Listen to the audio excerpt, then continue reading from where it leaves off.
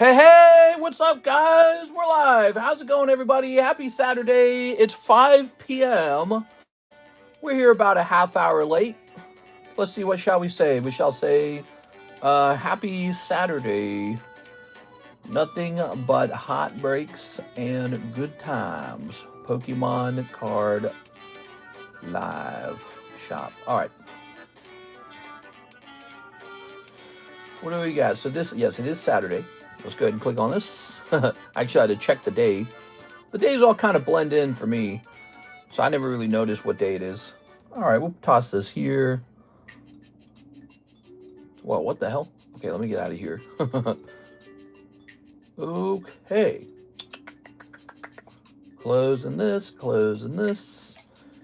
I listed an item for sale on eBay, and it sold almost instantly. Here we are. It was a Manectric from Holland Phantoms, and I bought it last year for $215, and it just sold for $2,000. Holy Jesus, dude. Pretty crazy, huh? Let's close all these. We're going to close. Can I have you ship my items directly to my vault? That might be possible. Let me see.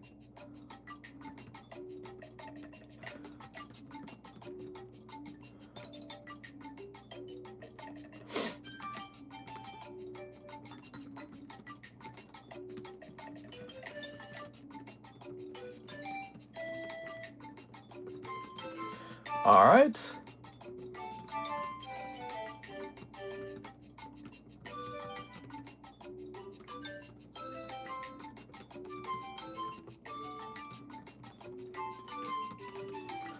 Okay.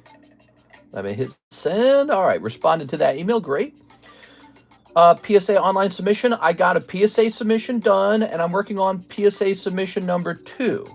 And then we have the tag submission, and we've got a booster pack submission. We're going to try and get that done too. So we got a lot. One of the reasons I was late is because I was working on submission number 2. Submission number 1 is done and ready to go. Submission number 2, I was just working through some cards, and I didn't notice the time went by. That's it. I was watching King of the Hill while I was working. Man, that show's funny. As you get older, you appreciate it more. It's very funny. You notice subtle little things you didn't notice when you were younger. We're going to close this out. Let's go ahead and grab the website. Okay, did you get OP14 yet? No, I did not. Let me look into it, though. I want to see if it's on the way. It should at least be on the way. No reason for it not to be, right?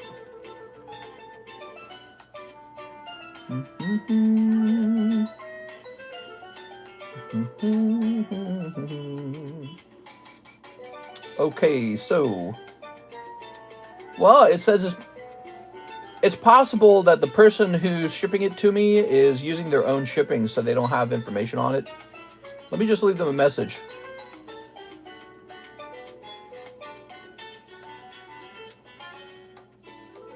I'll say, looking forward to this shipment.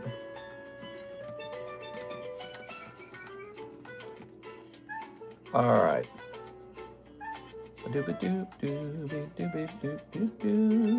Oh, there's 2 eBay sales over here, huh?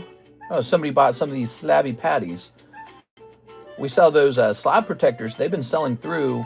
You know, to be honest, when I go to restock them, they're probably going to cost more because of the damn 15% import fee. All right. Christopher Houghton is here. He posted an order 1 minute ago. 1 Mega Dream. All right, we're almost there. We pinned the website. So I think the only thing we have left to do is get the comment section open on the iPad, and then we're ready to roll. How's it going, everybody? Happy Saturday. I hope you guys are having a great day. I'm having a good day. You know why? Because I'm awake and I'm healthy to whatever degree. I don't have any major illnesses that I know of. And the world's still spinning, and my Pokemon cards are looking great over time. I got such a great collection. I'm very happy with it. I hope you guys are enjoying your collections too. It's 20 degrees outside in Lake of the Ozarks. It's very cold. So Karis and I, here's what we're doing. We had a big, delicious breakfast, and we're just playing games. That's it. We're just playing like Mass Effect together. Nothing else. We're not doing anything else. Pretty nice, huh? All right, let's see. He'd flex the OP14 boxes if he jabbed them. Yeah, if I jabbed them. So I looked up who I bought it from, and it doesn't say that they've shipped it yet. I messaged them saying I'd love to receive these soon. So hopefully they've already shipped them, and they just didn't post a tracking number. We'll find out. All right, I found a I found a SpongeBob bag on the side of the road. I'm gonna frame it. What? Well, take a look at these beautiful cards today, guys. Squirtle's up to 2 out of 9 now. This is the star receiver. He will finish, because as these other breaks go off, they contribute to this one card. So if you don't want to miss it, jump in here ahead of time. Here's the Heartbreak from you. He's got a long way to go, 15 spots. This one's pretty close. This is the Ditto Metamon project. It's exclusively a Korean card. We got exclusive Chinese cards. This one's exclusively Korean. It's very fun.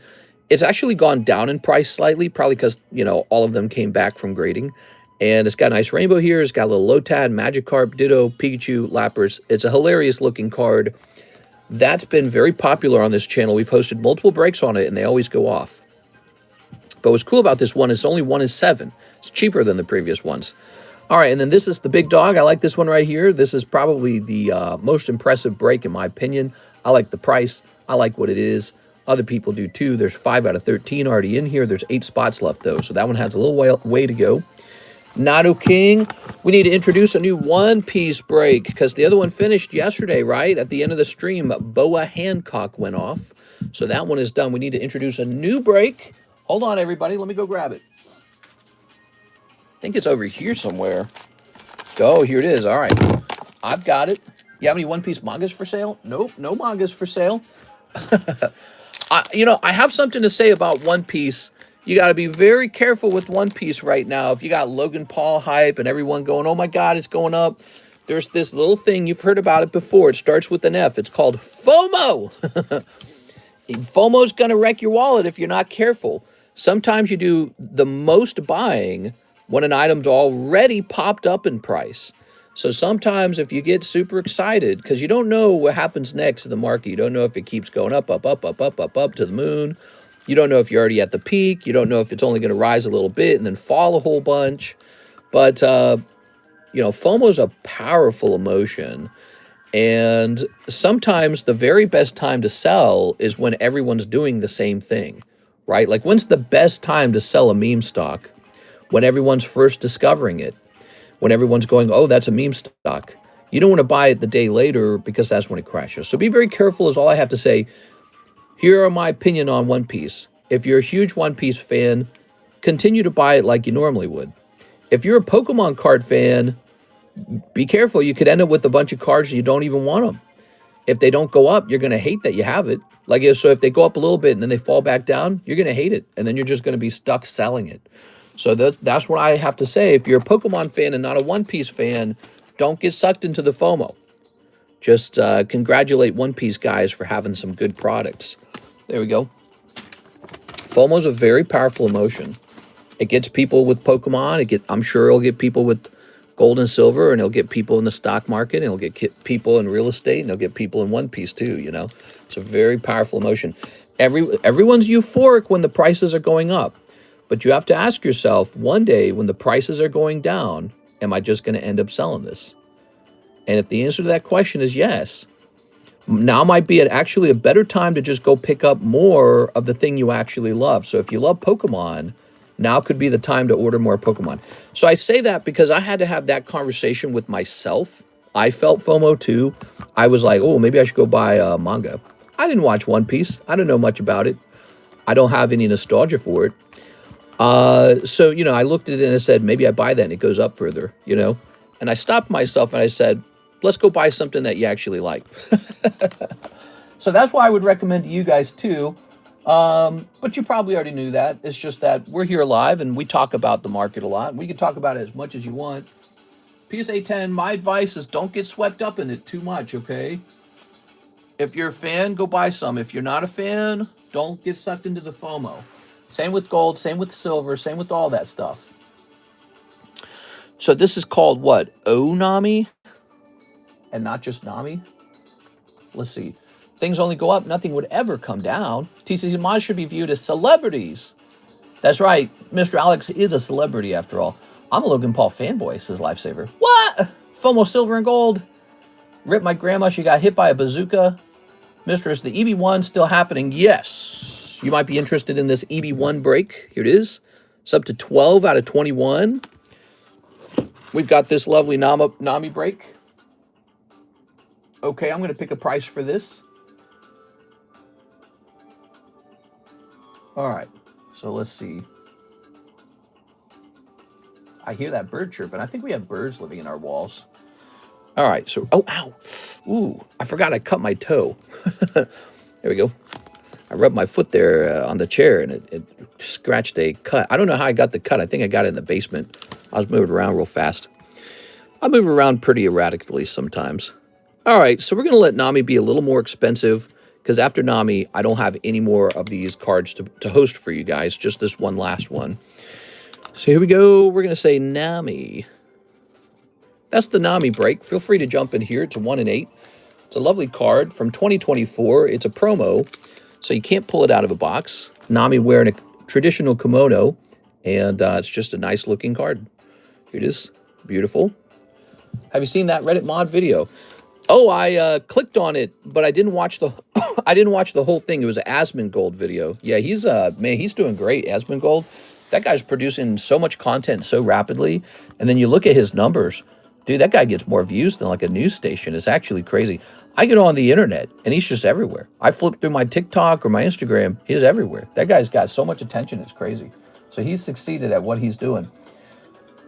That's how I know about what you're talking about, by the way. I will voice the contrary, that you should be viewed as a servant to the people. Let me go ahead and click this. Here's Zachary Stekskowski. He says, box of PRB2, use my credit from the SpongeBob break. All right, so here's these beautiful breaks. Yeah, let's just spread them out on the table a bit. Ooh, my hands are cold. Dude, it's cold, man. All right. Box of PRB2. Oh, yeah, we have the ZELLE giveaway. If you're somebody who uses ZELLE, make a purchase today. We'll put you on the ZELLE break for ZELLE users. People who use ZELLE to buy cards go onto the ZELLE break. Mr. Likes Asmongold. The Hassan fans ain't going to like that. He's not bad. I don't watch all his content, though, because he really does just kind of do a plain reaction to everything. That's all he does. I've seen a video or two of his. I've seen a lot of videos. You know, here's Zach Stex. I'll watch everything. All right. Very good. Karis and I were watching that second Nick Shirley video about the Minnesota stuff. Yeah, I was pretty wild. It's really crazy stuff. Mr. Zach, we can't have one stream without you talking positively about the worst people or having a bad, crazy political take. Mr. Peekaboo, you must have maybe the opposite of feeling about things, and that's okay. There can be two opinions. There's nothing wrong with that. You know, we're both humans. We're decent people. We can have a conversation about why we view something happening in the world a particular way, and we can make like a prediction about how we think things will turn out. It doesn't have to be like, you know, a total meltdown. I feel like this is the problem with a lot of politics, is a lot of it's just, it's like two kids fighting over a toy. You ever seen that? I had a lot of siblings. I had 11 siblings. And when two kids fight over a toy, they just start beating on each other. That's it. Kids aren't very clever. We don't have to be that way. We can have like conversations. We can delve into a topic. We can discuss how we arrived at our differing points of view. You ready? All right, Zachary, good luck. Let's snip it up. Okay. 74 degrees over here. Oh, so showering once a week is okay. Got it, says Alex. What?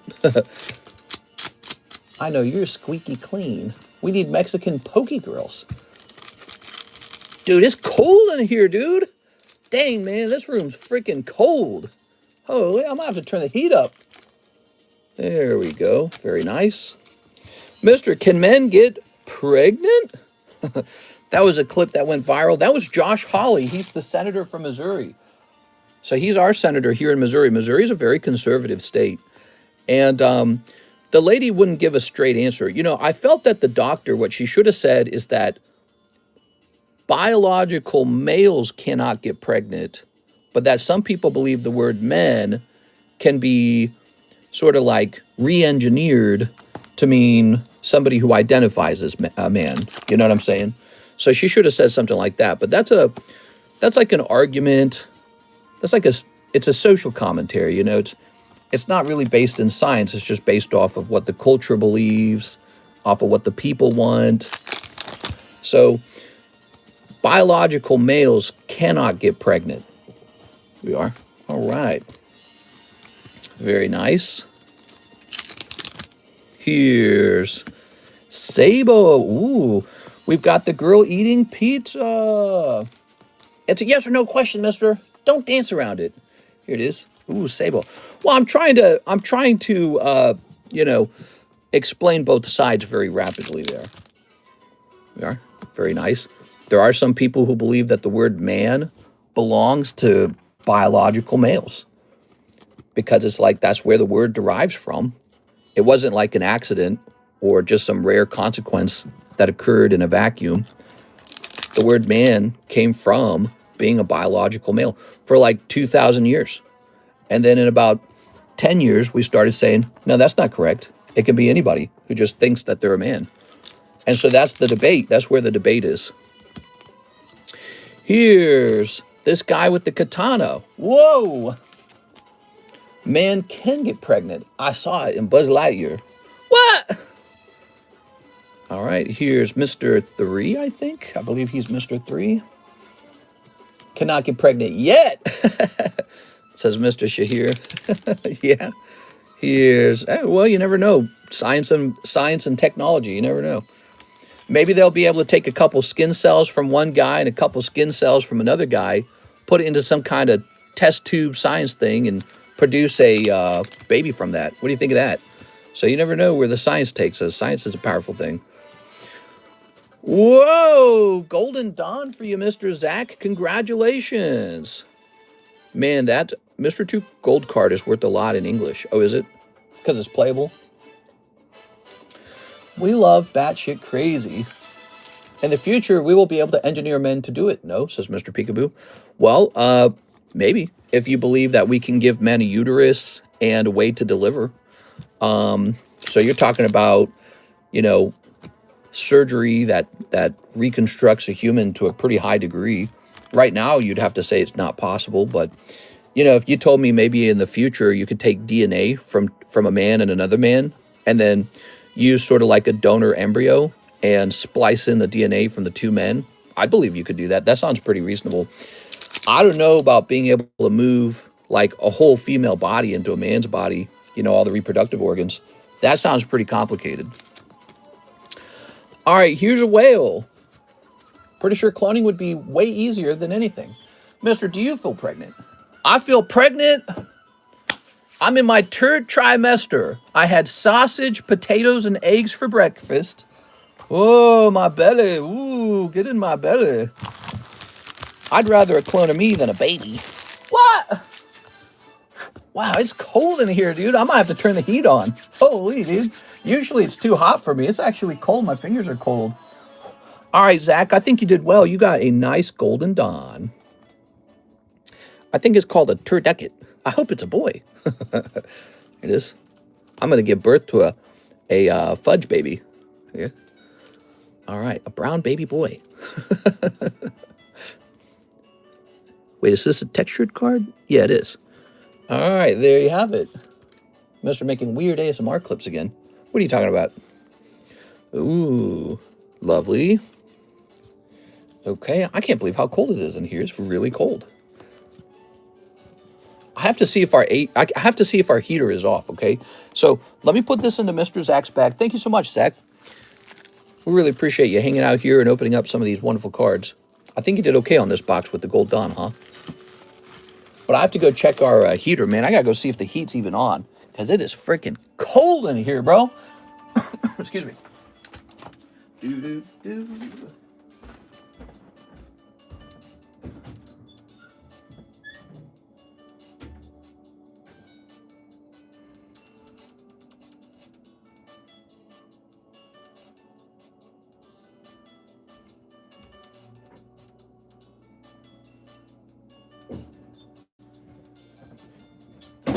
Yeah, it says it's on. Hold on. Do I got a sweater somewhere? Hold on.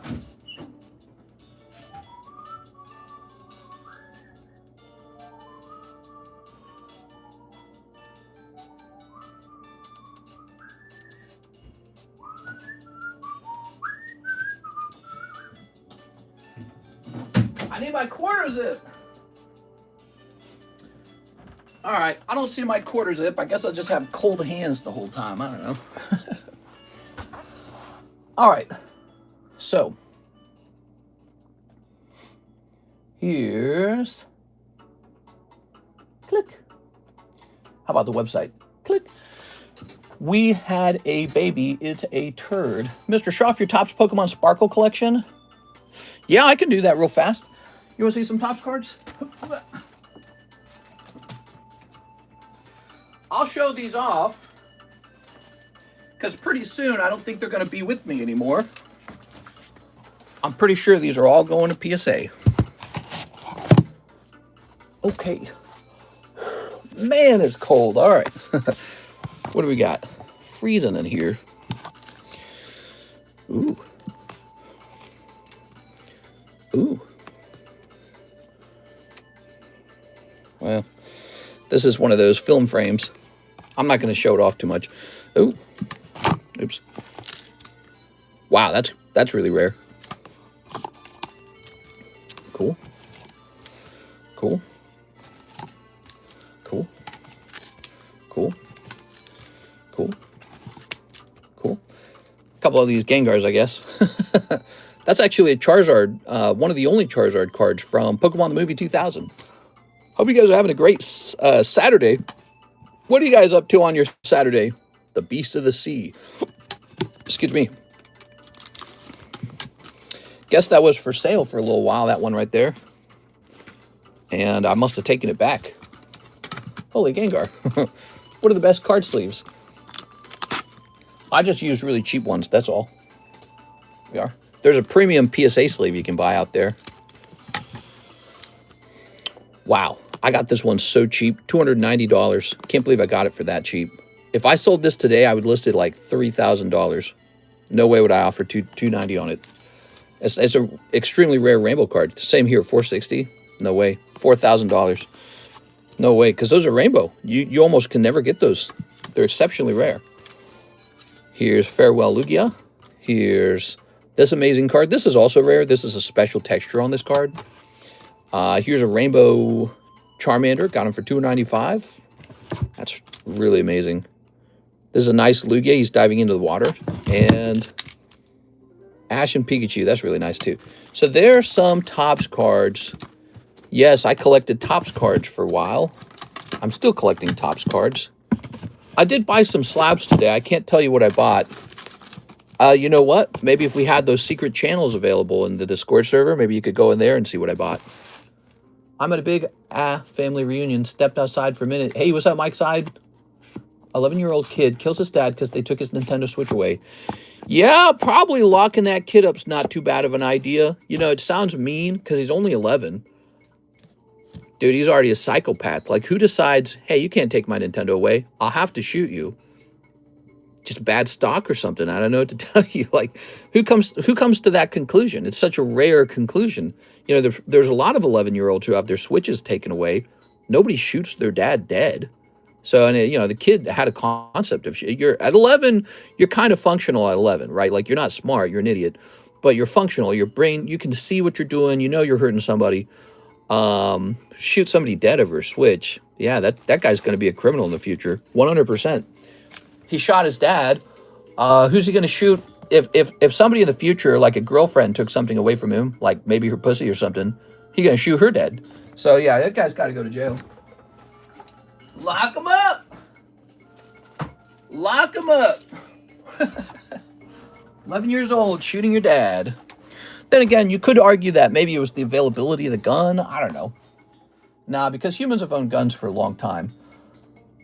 The kid shooting their dad dead. Hey, what's up, CS man? How's it going, baby? How's college? It's Saturday. You're enjoying your day off.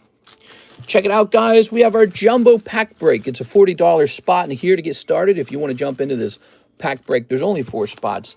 Lots of weird packs in there. The start decks. If you didn't see this at the end of yesterday's stream, we have a completely fresh box right here. That's a fresh box of the start decks. Okay, so those are available now. We've got our OP13s. 1 out of 2, $16. We got the box break. How many spots are left in here? Like 2? Hey, check this out, CS Man. Look at this. CS Man, look at this, man. Look at this, bro. Ah, look at this list. It's moved. See, Nicholas Williams jumped in there. 1, 2, 3, 4, 5, 6, 7 spots left. 7 spots left, and it's over. 7 spots left, everybody. Ancient Origins, it's near the end. You're running out of time to get a spot in there. You're going to miss it.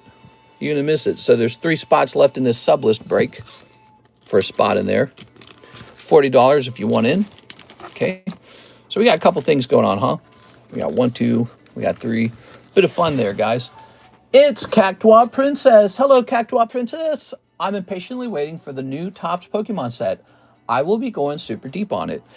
Oh, I'm interested in it too. I think I'd be a little scared about the prices on it. Like, is it going to be overpriced or not? So we'll find out about that over time. Here we are. All right. Set this back here. Check this out. Look at this cute Victini, man. This is for first-time buyers. Wonderful Victini. Hey, guys, I see we have 37 watchers and 12 likes. Take a second and like the video for fun. Thank you, everybody. Here's Donkey Kong, 41 and 10. We have 1 person in here so far. It's a sealed graded box, or authenticated box, I should say. It's an authenticated box of the 1982 Topps Donkey Kong set. Very fun. So I'm just showing off the stuff. That's my job. Don't forget, we're getting closer to the end of January. Do you have a spot in the bounty? You might want to open cards at least until you have 1 spot in there so you don't miss out. Look at that label. Don't you hate that with the labels? I hope they fix that, right? They're going to fix that, don't you think? Look at that. There you go. He's where you're supposed to be. So I think they're going to fix that, right, PSA? So this is the bounty. Somebody's going to get these 2 Ace of Heart and Ace of Clubs, pristine 10 Marios. Wow, that looks good. I can just stare at this. Did you put me in the bounty from the other day? Oh, yes. Okay, we got to get you in there. No problem. You need to get in there like 3 or 4 times. Yes, you got to remind me, by the way, guys, because I forget easily, okay? So that's just a little helpful tip. I do easily forget what happens. So be sure to remind me. Ooh, look at this. That'd be a fun box break. Like a gym break, you know what I mean?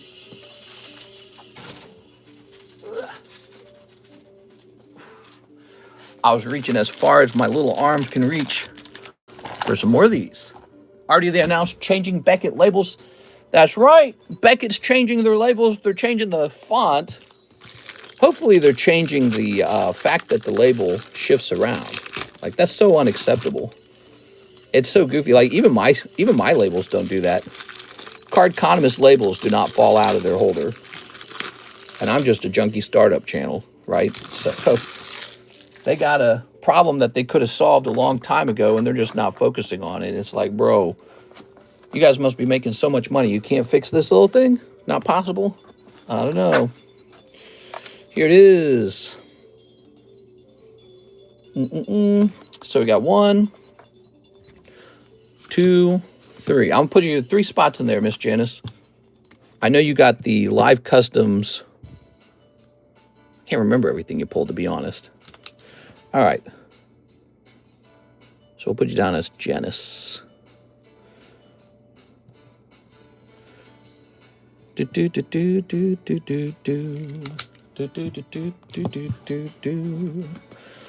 bounty. That's the bounty.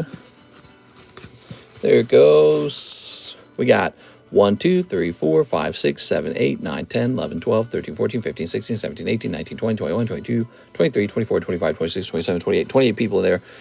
That's not that many, actually. 28 is pretty low. I think we had way more for December. All right. I've considered going strictly TIFAs. I always consider TCC's grading cards to be equal to the big guys, so underappreciated. Well, I don't know about all that, but you know, it was like our personal merchandise for our channel. How much is a box of one of these? You guys want to do a gym break on one of these? I'll offer it as a gym break for a second if you guys are interested. Let's see. This is the base set Scarlet, 105.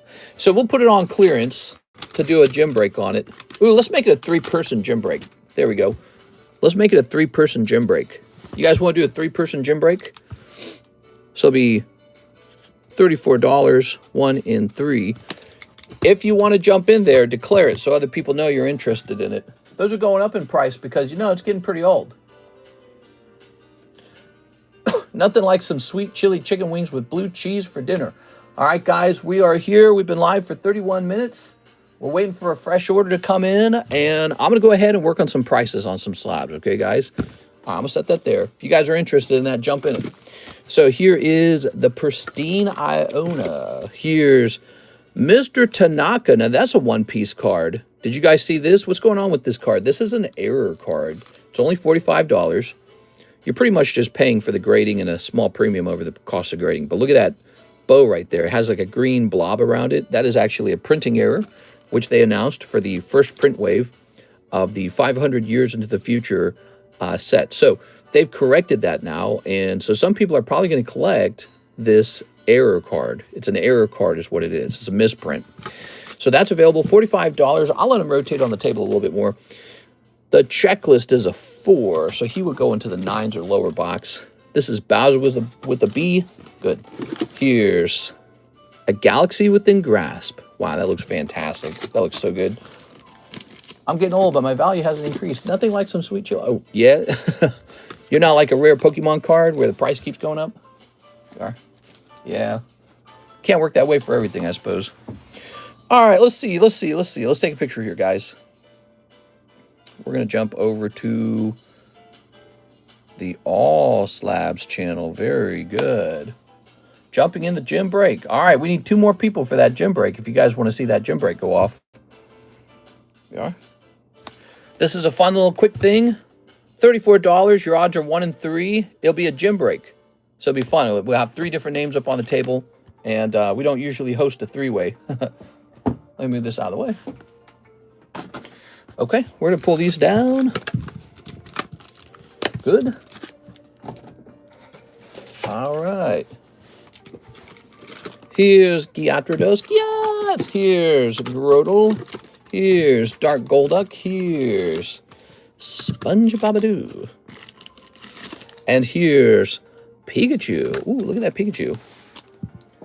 All right, very nice, very nice. Here's an order from Mr. Gabriel. Jumping in the gym break. So we got 1 person in the gym break, Mr. Gabriel.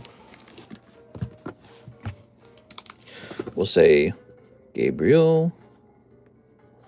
Gallegos. We need 2 more people. Who wants to jump in here and have a little fun? All right. That's a fresh box. 1 person will walk away with the whole box. You can cut it open and see what's in there. Mr. hosting a 3-way. It's a rare 3-way, and you can jump in it with 2 other hairy dudes. GP.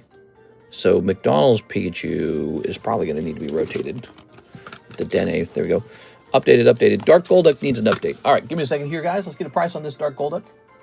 We need 2 more people for that box to go off. This is a bit of fun if you want to join. Dark Golduck, first edition. All right. So, give me a minute. What is this music, dude? What have you guys been up to this weekend? Anything interesting? Man, it's cold out here. It's 20 degrees outside today. It's freezing. So, Dark Golduck is now 180 CGC 10. Let me check the PSA price. So it's 180 now. We're checking the PSA price. There are none listed. Really, none? Let me check sold. Oh my God. This card sold on January 1st for $600 in a PSA 10. So that's a CGC 10. So of course we're going to have it a bit cheaper because we know the market's a little different for CGC 10s. It's now a $180 card. That vintage card has gone up in value. Of course it has. There's no more of those being printed. There's not a million of these waiting to be graded either. So that's going to keep going up, in my opinion. It's a good card to acquire. All right. Shift that around a little bit. We need 2 more people. There's a $34 break. We need 2 more people in there. Join that Scarlet box break if you just want to open something that feels a little different today. We are. All right. Did I miss the Charmander break? Charmander. There was a Charmander break? I don't remember a Charmander break. Was there a Charmander break? Okay, I still can't find Cardconomist on eBay. Just tell us, mister. It's right here.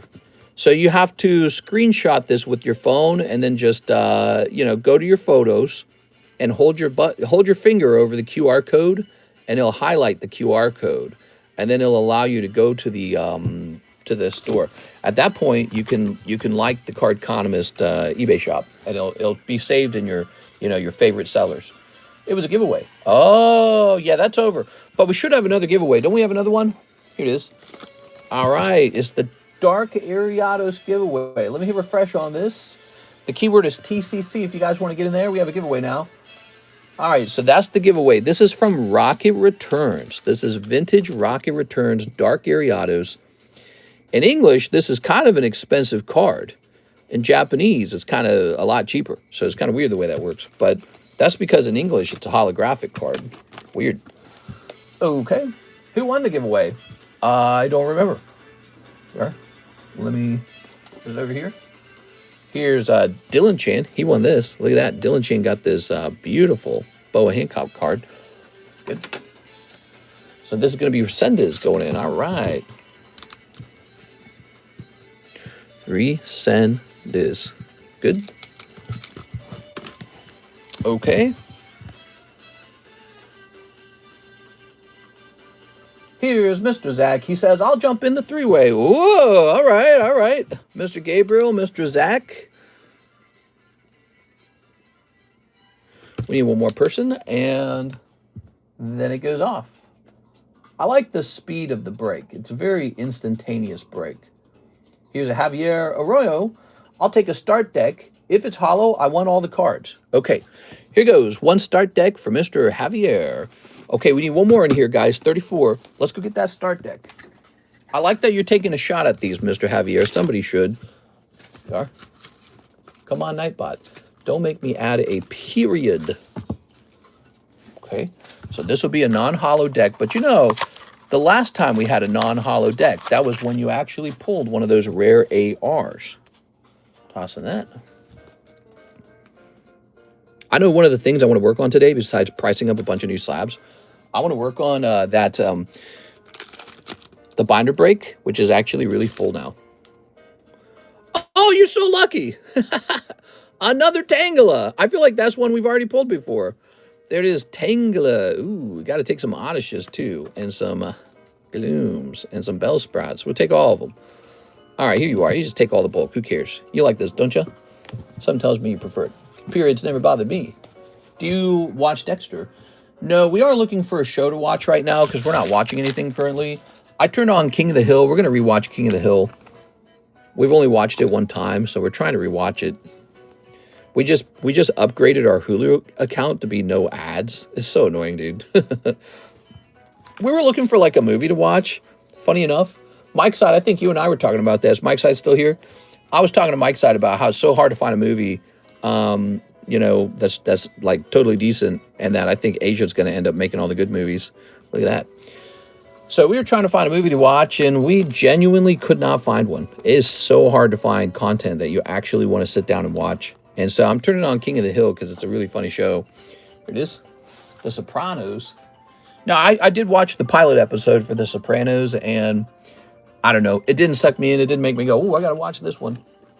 Mamma mia. A good movie is hard to find. Yeah, it's really tough. I don't feel like...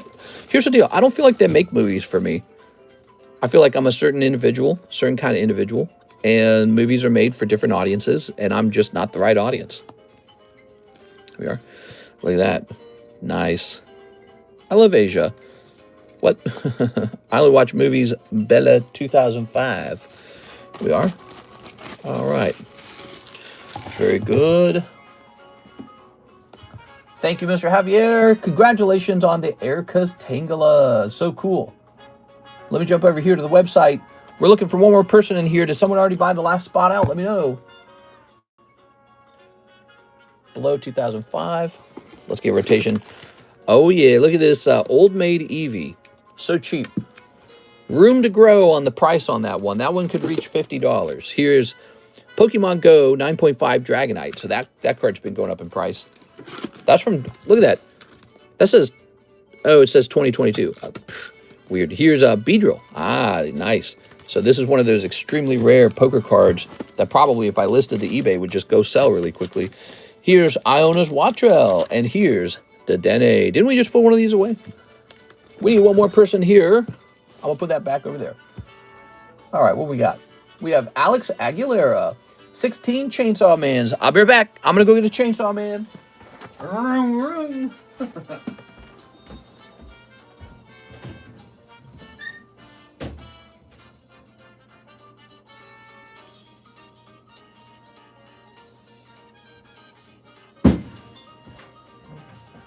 One whole box of Chainsaw Man. Ow. My favorite comedy is The Three Amigos. What? That's an old one. I like Anchorman. Okay. It's terrible. She has beautiful hair. No, she has beautiful eyes and her hair smells like cinnamon. I hear the bears can smell their menstruation. See, Ed? Bears. Now you're putting the whole news station in danger. There we go. Watch Silence of the Lambs. I'd do me. Would you do me? All right. Ooh. Mister, my packages arrived this morning. Sweet. Sounds good. All right. Snipping that. Snipping, oops. Snipping one of these. Snipping one of these. Okay. Very good.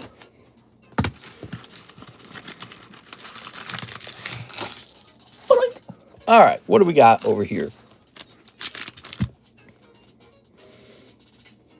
The Chainsaw Man. Here's this guy with the drink and the little scar on the side of his face. All right. Here's Makima. I like Denji type boys. Oh, she's wicked, man. Here's the sword guy, who's not as good as the chainsaw guy, huh? Here's Makima doing something with her hands. Here's Himeno. She likes younger men. Real young. There's Aki. There we go. Ooh, break time Himeno. Tomorrow's my birthday and there's no stream. Feels kind of weird. No! Happy birthday to you. Happy. Would you like it better if I did the sexy, like, 1960s girl popping out of a cake voice? Happy birthday to you. Here's a hollow. Ooh. All right. Your birthday. How old are you turning? Are you scared to tell us? It's okay to let us know you're turning 41. Yeah, that one. Happy birthday to you. Boop. All right, time flies, man. Kirsten and I look at each other all the time and go, when are we so old? Like, bro, I got like gray hair, dude. I'm turning 38. Okay, so we're pretty close in age. I turned 37 in April. Turning 92, congrats. 37 in April. So we're only about a year apart. Yep. Yep. We're pushing 40. Oh, man. I don't know. All right. Ooh. 41. I like younger girls. About to be 41 in a few days. Y'all are youngins. Oh, here we go. Okay, we got Makima on the phone. Request from a superior. Makima. So that's your hit. That's one of your hits. Did we already pull one? Himeno is your other hit. So you got these two right here. Break time Himeno and request from a superior. I don't know if you have any more hits in here, okay? All right. a hollow. Here's a hollow. And here's a hollow. Gotta eat lots of Taco Bell. The preservatives will keep you young. Yes, formaldehyde. That's the trick, everybody. I'll be 61 in June. Time flies. Yeah. All right. Boop. Very good. I spent basically a decade working on my card collection. That's how it feels. 7 years. We're in year 7, everybody. 7 years of card collecting. Pretty insane, actually. It's a pretty strange behavior. But man, it's like, it's working. I don't know what to tell you. Like, it's working like crazy, dude. Working crazy well. All right, Alex Aguilera. Yeah, I didn't have to do this. I didn't have to do YouTube. I probably could have been a collector if I just did like software engineering and then just sold cards on the side. I mean, I still could have maybe had a small YouTube channel or something, or like I did this full time, right? The card selling, and it's not bad. Card selling can make money. Here we are, Wait, this is Alex Alvarez. That's not the right name. That's not the right name. New bag? Is this a new bag? Hold on, is this a new bag? He didn't say new bag, did he? Still time to place an order? Yes, sir. We just started, Mr. Drash. We just started. Is this a new bag situation? There's another AO box. Let me go after that one. Hold on. I see another box. Ooh. Anthony Kalura's got a box in here. Alexis Limon. Alex Kinkella with an expired bag. I recently shipped. Oh, so, okay, that answers the question. Let me get you a fresh bag. All right. Ooh, that's a workout. Why'd the screen turn so yellow? I hated that iPhones do that. I'm order Alex Aguilera and Fearless Goat. So there we go. All I needed to know was that we just shipped you, because now you're getting a new bag. Do. Okay, 1.26. There it goes. So this gets stored into the AL box until you order shipping. You can keep it there for a long time, actually. All right, let's look at this. EDBI. All right, we're taking a picture of this. These have rotated for a while. Actually, you know, I feel like the bead drill might as well go into the Pricey Slabs box, huh? I don't know. What should be the cutoff for Pricey Slab? Is $200 pricey enough? Do I get a tracking number for the shipment, or should I just keep an eye out? Yeah, so if you shipped like a couple days ago or something, you should have gotten a tracking number. It'll be an email. It'll be an email like whatever you use to email me your address. I would have sent you. It'll be an email from a company called stamps.com. Could have gone to your spam folder. Take a look at that, okay? Could have gone to your spam folder. All right. Oh, yeah. Oh, yeah. Oh, yeah, we're looking for a third person for this. Did somebody jump in here? Let's see. Somebody might have jumped into it. We are looking for a third person right here, everybody. Smash that like button if you're enjoying the stream. We're at 45 viewers and 18 likes. I would prefer to be at about 22 likes, so we're not too far away from it. I like the likes to be about half of the viewers.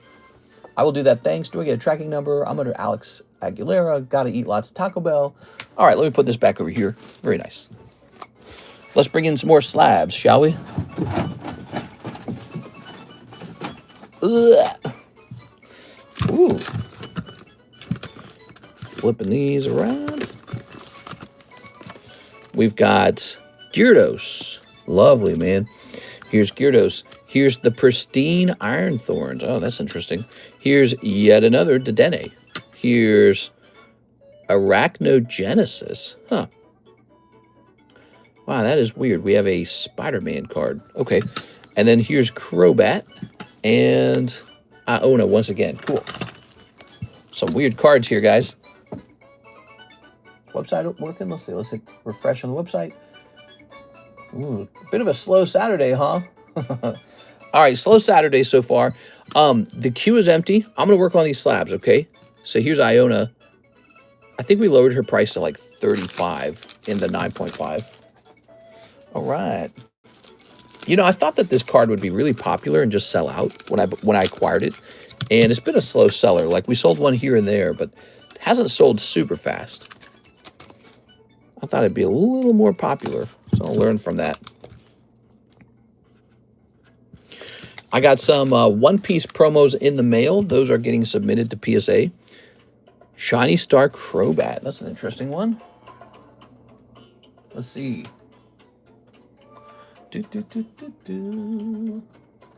Shiny Star Crobat. And its number shall be 320.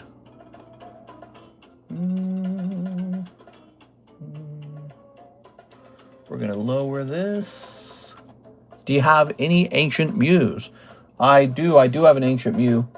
So that shall be $35. Oh, he got a little cheaper. Is that right? Is that Japanese? Yeah, that's Japanese. All right. Nice. Lower price, more enticing. But I think your question is more like, am I selling one? And I don't think I am. Not right now. Maybe in the future. Okay. All right. Arachnogenesis. It says it was supposed to be for $120.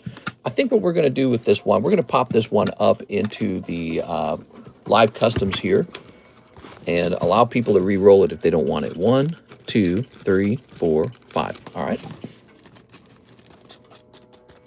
Good. Toss that up. So first we need some of these.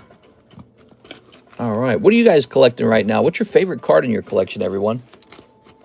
Let me ask you guys this question. What's your most valuable card? Does everyone know what their most valuable card is? Some people pay a little more attention to that than I do. All right. Grab one of these. I'm not sure what my most valuable card is anymore. There we go. And there we go. Like that. All right. Giving out those poker cards in the live customs.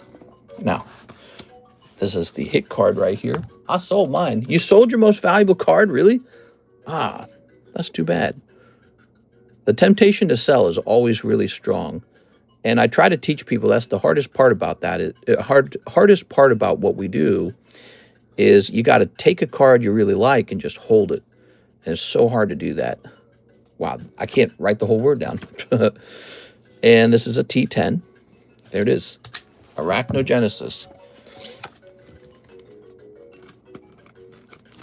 I didn't like them, though. That's a good argument. Yeah, if you don't like them, you don't like them. It's a good reason to sell. All right. Placing him up there. Good. Where's NHCC when you need him? I know he'd jump in on that gym battle law. Yeah, we need one more person in the gym battle. $34. It's a 1 in 3 gym battle. So you have a 1 in 3 odds. It's going to be a 3-way gym fight. Something we don't do very often. It'd be fun to host a round of Who's That Pokemon. You know, we haven't done that in a long time. And we used to do that when times were slow. We'd host a game of Who's That Pokemon. Who's that Pokemon? Do-do-do. Marvel holograms are so nice. All right, let's just see. Yeah, it's a slow day for sure. We're going to keep pricing up cards and hanging out. And you never know. Somebody might pop in who wants to open some cards. So the Dedenne for $40 is fine. The gold Lucario has dramatically dropped in value since its release. You know, people were all excited about gold Lucario, and I never was, because I personally knew gold cards just don't do well with Pokemon. They just never have. Gold cards have never truly been a draw. That's a pristine. And then here's a Gyarados 85, but he's actually 100 now, isn't he? He's gone up. Let me look him up. Classic Collection Gyarados. Classic Japanese Gyarados. So I got to see the grades on another tag submission. Why is this not showing up? PSA Classic Japanese Gyarados. Why did it say there's no... That's not accurate. Well, let me try this again. Boom. All right. Wow, and now it works. That's so weird. The gold Lucario's dramatically dropped. Marvel holograms are so nice. Turn this volume down a little bit. By the way, if the music's ever too much, guys, just let me know. We'll change it. Oh, wait a second. Here's a classic Japanese Gyarados for $60. So, does that mean the other ones are wrongly priced? We'll go ahead and lower this one down to 60. I always wonder about eBay, man. All right, that's up to date. Well, that's more enticing now. It's more affordable. Let's move this here. We're going to move this over here on this edge. Double the Dene. Oh, my God. Freaking the Dene. Let's get a rotation. Well, no, let's not get a rotation. Let's jump over here for a second, see what's going on. All right. Happy Saturday, guys. How's your Saturday going? Ooh, look at that. Omar Batui, huh? Oh, yeah. Here's this thing. Look at this. We got $25 Xenos. We sold one of these yesterday. I don't think this is for sale. No, wait a second. Yeah, we sold that yesterday. That's what's going on. So this is, oh, okay. So this is Ty, who was the one who pulled the Charmander. Oh, I was wondering what that pile was. Okay. That pile must have been set to the side because we must have ran out of room because we sold so many slabs yesterday. We did pretty good on slabs yesterday. If you guys didn't know that, we moved a lot of slabs yesterday. If you guys are wondering what to open, 100 start deck is still really interesting. We're wondering what the top pull in here is. There's some really interesting alternative arts. We have our jumbo pack break, $40 per spot. We have this sudden miniature break. It's $34 to jump in here for Scarlet Violet. People want to see what's in there. That'll be fun to open. We also have this really bizarre item that's made it back to the table, and it's called the binder break. I'm going to try and add stuff to it now. This requires a total of 6 people to go off, and it's got a lot of cards in it, and now it's time to add more cards to it. So give me a minute. I'm just going to grab a bag here. Maybe this bag. Oh, this is, well, here, I'll toss this guy in here. That's an XY bag. So there's a little XY Charmeleon. He has some value. Now let me grab this box as well. Okay, how about one of these? So we got a vintage card, Goldeen. A little vintage in there didn't hurt. Here's a nice little Sylveon card. I think that card's from yesterday. I picked up one of these girl cards. So I put that in here for fun. Let's see. Ooh, I found this. Let's put that in there, the Pocket Monster. And we've already got a lot of tops. We don't want to put more tops in. Let's put one of these Bulbasaurs in. So Bulbasaur's going in. Here's a Koraidon from Dragon Discovery. Okay. And here's a fun little holographic Zamazenta that you don't need. And here's a English Zapdos. So that's cool. And okay, so that's a nice little haul. But can we get some Final Fantasy in here too? We got Final Fantasy cards. Let's get this Terra Final Fantasy card. You ready? So we're tossing a couple more cards into that binder break. The problem is the binder break can get physically too large for the bag at some point. Okay, there we go. PSA 10 Gengar VMAX Prize Pack Series. What? What about those? I'm good, doing good cooking and playing some Fortnite. So we got Terra, Zapdos, Zamazenta, Koraidon, Bulbasaur, really solid actually. That really truly adds some value. Same with this. This guy, he's Kakuna, but he's not cheap. This needs a sleeve. Let's give this a sleeve. These girls, who I don't know exactly what they're for, but I figure, hey, let's dump that in there. Here's Sylveon, here's Goldeen. Cool. So if you haven't considered the binder break, I really have just been adding more stuff to it. I am curious how much has to be in there before you go, oh, I want in that.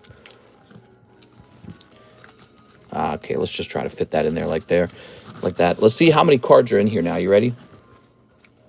This is a vintage sticker. 1, 2, 3, 4. Look at that Venusaur. See that? 1, 2, 3, 4, 5, 6, 7, 8, 9, 10, 11, 12, 13, 14, 15, 16, 17, 18, 19, 20. 1, 2, 3, 4, 5, 6, 7, 8, 9, 10. That's 30. 1, 2, 3, 4, 5, 6, 7, 8, 9, 40. 1, 2, 3, 4, 5, 6, 7, 8, 9, 50. 1, 2, 3, 4, 5, 6, 7, 8, 9, 60. So that's 60 cards right there. We're up to 60. 1, 2, 3, 4, 5, 6, 7, 8, 9, 70. 1, 2, 3, 4, 5, 6, 7, 8, 9, 80. 1, 2, 3, 4, 5, 6, 7, 8, 9, 90. 1, 2, 3, 4, 5, 6, 7, 8, 9, 100. 1, 2, 3, 4, 5, 6, 7, 8, 9, 110. 1, 2, 3, 4, 5. So at 115 cards. Wow. So the bag now has 115 cards. It's $40 to try for a spot for 115 cards. Some of them are cheaper. There's a couple filler cards, obviously. Some of them are actually pretty valuable. And I know the poker cards, some of the early poker cards are in great condition too. Like they might actually just grade 10. There we go. Cool stuff. Bring back Mighty Beans. All right, I'm bringing it back. All right. Let's just see if there's any fun going on over here. All right.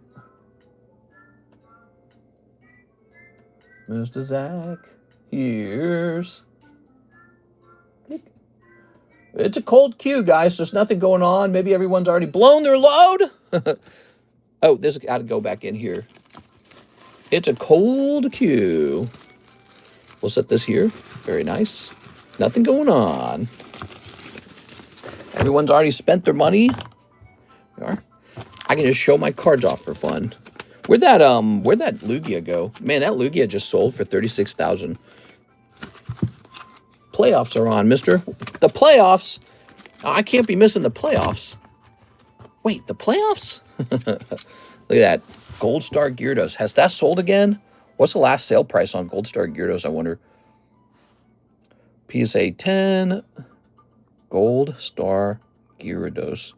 I should just send that to PSA Vault, list it for sale, and put the money toward my mortgage. And then not have a mortgage anymore. Wow, there's one for sale for $250,000? Yeah, right, dude. That can't jump from 19,000 to $250,000 in 1 year. That's a totally unrealistic price. If it sold for 60,000, that is still a lot. It's actually surprisingly a lot. I think what's going on is somebody wants to show off that they own one, but they don't want to actually sell it. They're like, I don't want to actually sell it. I just want to show you I have one. So that's what's going on there, guys. That card's not worth $250,000. But if it sells for $250,000, knock on my door and let me know, because I'm going to want to know that. But yeah, that's too much money. Cardconomist flexing. That's a show-off price. That's for sure a show-off price. But yeah, he might be worth 60, because I think there was a sale in the Frenzy in 2025 at 60, right? Charizard. Here we go. Let's see. So the cheapest Charizard. Well, I remember when it used to be for $25,000, and I'd look at it and be like, that's stupid expensive. No one's buying that. All right, so the cheapest Gold Star Charizard is $110,000. Look at that, and there's 202 people watching it. Who's even got that money? That's going to like a CEO or somebody's royal prince son. Who's got $100,000 for cardboard? It doesn't even make it. It doesn't make any sense. Only like actually rich people. I want to make a themed Pokemon deck, but didn't know how. I asked Gemini for pointers, and it sounded right from what little I know. I wonder if an active player would think differently. An oil executive? All right, Miss Janice, here goes. $35 Crobat. Oh, yes. $35 Iona. $34 for the three-way box. Woo! All right, I love it. You're too nice. How about that, guys? Okay, and here's Steven. Sweet. I think I spelled the name differently on this one. Let's get a Z instead of an S. Very good. Ooh, whoa. Now, ta-da. Janice is going on. Good luck, you three. Are you guys here? Where's Gabriel? Where's Zach? You guys still hanging about? It's going off. Congratulations. We get to see the outcome. All right. This is a rare three-way. There we go. Okay. Here's Mr. Zach. You get the middle, Zach, because you were the second person in, and Miss Janice on the left. All right, we'll just put you down as Janice. And now let's grab the deck. Ooh, here's your future. Ready? What if that price tag makes it taste any better? I don't know. Good question. All right. I'm getting kind of scared holding on to those Pokemon cards. Did I mention that the other day? I'm getting uncomfortable with it. It's too much. I don't like it. I think I'll be sending stuff off to the PSA vault probably. There we go. I don't know. I'll personally drive it to the vault. All right. What Lugia sold for 3,000? No, not 3. 36. 36,000. A Lugia sold for 36. Okay, you ready? Oh, Gabriel Gallegos has the advantage. He's got an item card. Zach has an energy card. Miss Janice has Squovit. Okay, so it's not done. She's probably out on round 1. He's got, oh, you know, the switch is not going to help him. And Fui Coco. All right, so switch can be used on Fui Coco to bring out the next top card, but it's not going to help, unfortunately. So here goes. Nope. All right, Zach Stex, you win round number 1. Wow, lucky. So switch is not as good of a card unless you also pull a decent card. It's going to go to Zach on round 1. Round 2. Here goes. We got Articuno, 110. The Raticate. Okay. And, oh, Lugia. All right, so round 2 is Miss Janice. So we got score 1, score 1. Okay. It is round 3. Ditto. Oh, Ditto can't lose. Here's Mewtwo. And here's Chen Pao. So, Ditto just transforms into Mewtwo. They're tied. All right. Ditto's almost pointless. We need a Ditto with like 80 HP. Here's Gyarados. Nice, strong. Oh, the Buzzy Beetle. And Rapidash. Oh, it's a tie now. Everybody's got 1 point. Everybody has 1 point. Gabriel, Zach, and Janice. They've all got 1 point.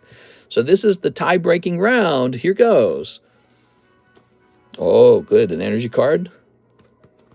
Oh, Garchomp's hard to beat. But Skeledirge is still in the deck, and the deck's getting real small. Oh, 2 energy cards. Oh, my God. How's this going to end?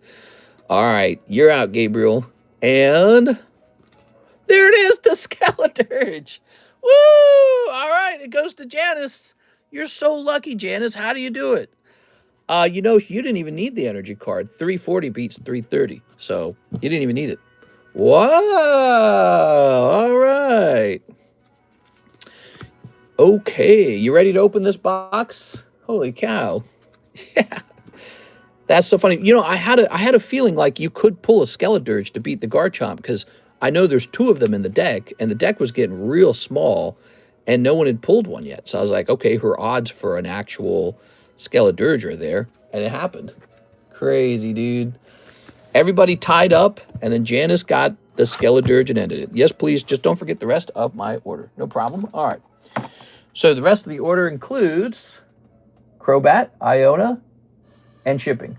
And the rest on Poke Shuffles. Oh, how many Poke Shuffles do you think that's going to be? Let's see how many Poke Shuffles that is. I can use my calculator. Give me a second.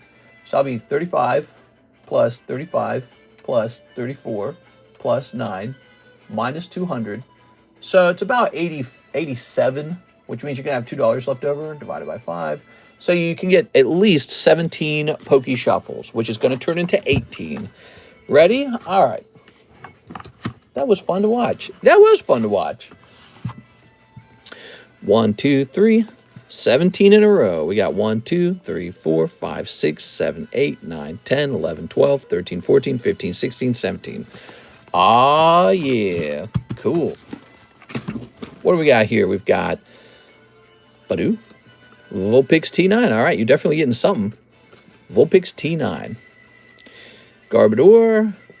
This little chirpy looking dude. Dedenne. Okay, Dedenne. I can probably guess it's going to be Old Maid Dedenne. Voltorb. You're just taking everything. Charmeleon. Crocodile. All right, Shark. Oh my gosh, the last card is a pull as well. That's crazy, dude. That's crazy. All right. Holy. You guys should have pulled a Janice. Look at that. Oh my gosh. You forgot one. Are you saying I didn't pull enough of the shuffles for her? What are you saying? Are you saying she needs one more shuffle? Was I supposed to pull 18 and I only pulled 17? I can see myself doing that. Give me a second. Oh, okay. Here, let me grab it. My bad. So, honestly, it's going to be this card right here, right? That would be spot number 18. Boom. All right. Just Applin this time. Sorry about that. Still a fantastic round, though. Pull this up here. My bad. My brain's only got so much hardware left. Only so much computing power. So, I think that's actually true. I actually feel dumber over time. Here's, wow, already this beautiful Vulpix from Expedition. Super jealous. The Dene Voltor Pikachu. Okay. Is this it? Oh my God, you're doing so good. $50 Dedenne pops out. So you're already ahead now, and you still get these. Voltorb. It doesn't say anything specific about the old maid Pikachu. It's probably this one. 150, everybody.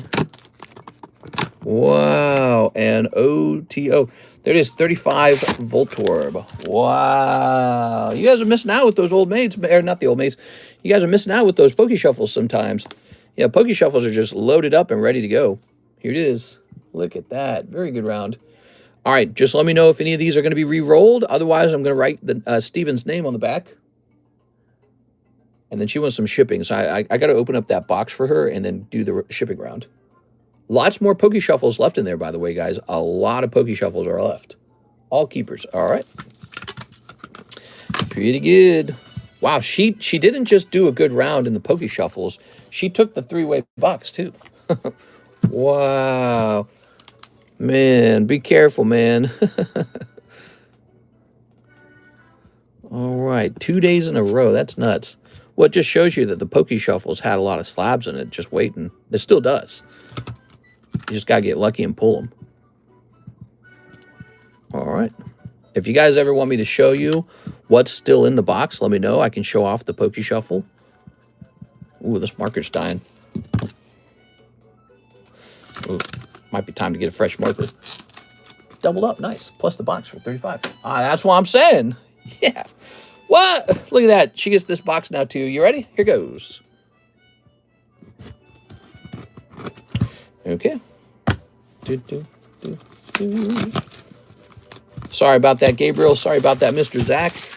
Janice's day is today. She's having a field day. Okay. All right.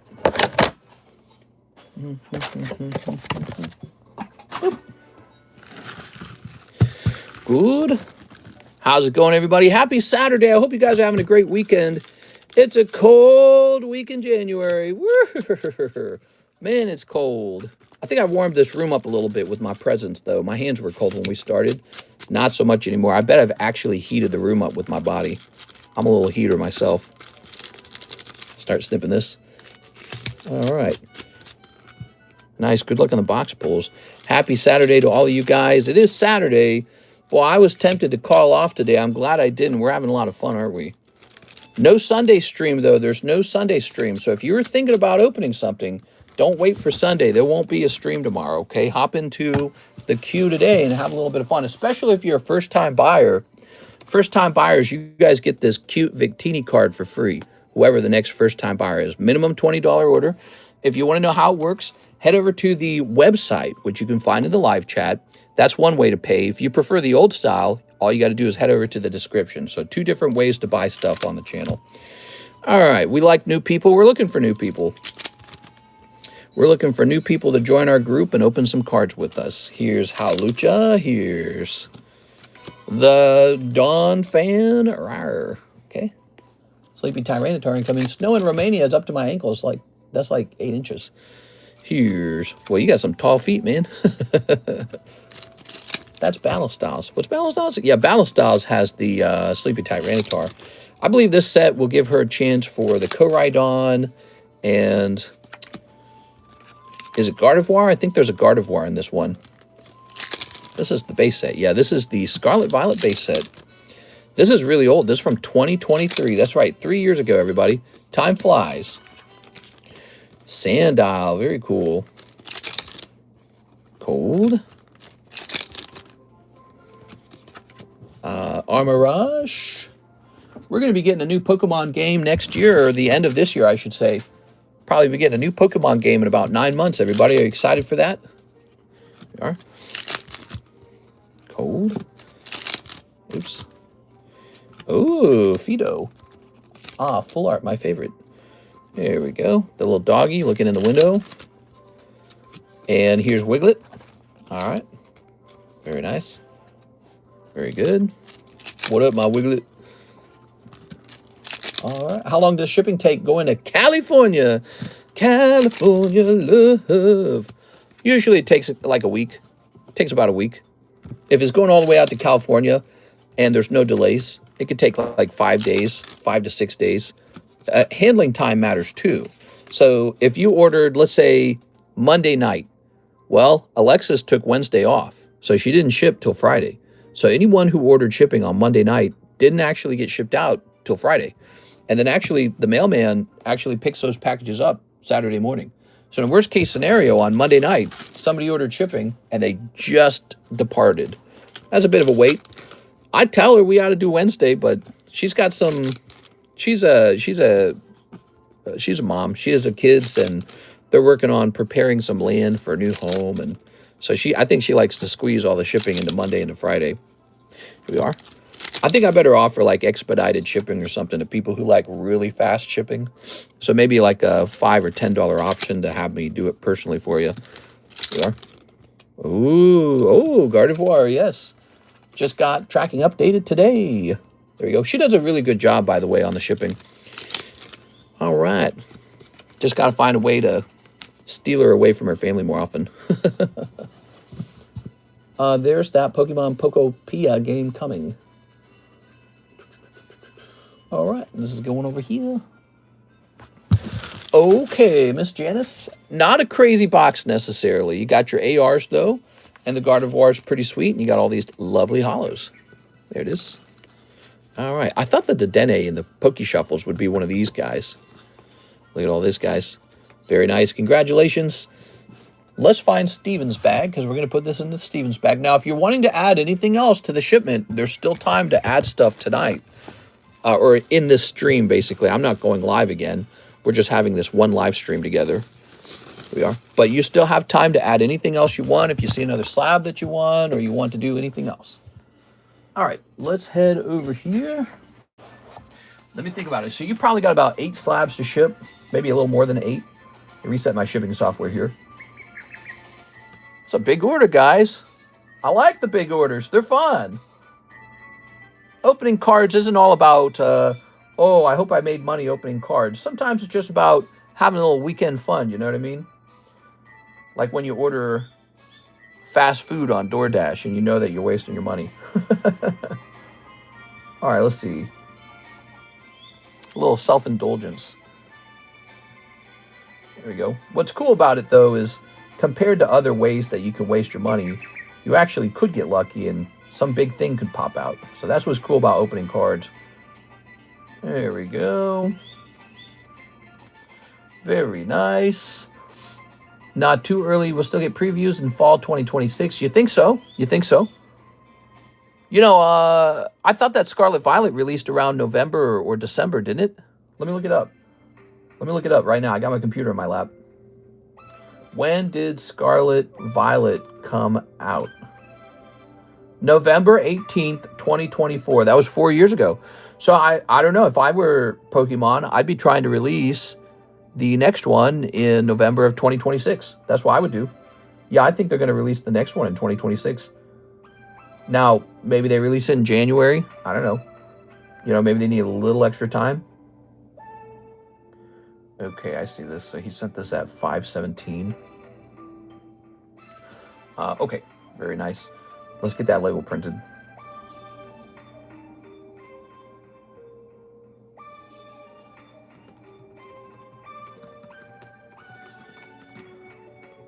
Hold on.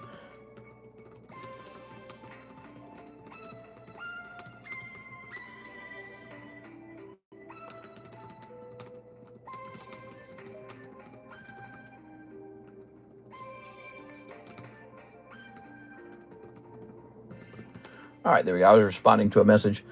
There we go. Boy, they take forever getting you your label. I've seen people go deep and nothing. Yeah, that's definitely true. If you open up cards, you got to be willing to accept that, you know, plenty of cards get open and nothing gets pulled. Like when you open up a $50 start deck and it's just like 2 EXs and they're not even holographic. It's like, bro, I feel like you got raked over the coals or something. But you know, those $100 start decks have been selling more than Mega Dream. Mega Dream doesn't sell as much as the start decks at this point. So people are really curious what's in those start decks. You can look it up online, guys. If you look it up online, you'll see what's in them. All right, let me set this here because it's just not calculating the cost of your label. It's taking forever. There goes. I looked it up and I got March 2023. What? That's not true. Oh, that's the Australian release, I bet. Australia, mate. Oh, Bev.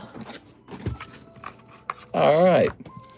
When you coming over here to the United States so we can party? 1, 2, 3, 4, 5, 6, 7, 8. Very good. You can come over. We'll play some games. We'll eat junk food together. This will say old maid. The Dene. Or we can have healthy food and feel good about ourselves. All right, there we go. Very good. That's going up here. All right, now I don't have 2 Dedenes. I've got 1 Dedene. Let's take a picture of these cards and get them rotated. Look at that nice Bulbasaur. Doesn't that look nice? Man, that looks cute.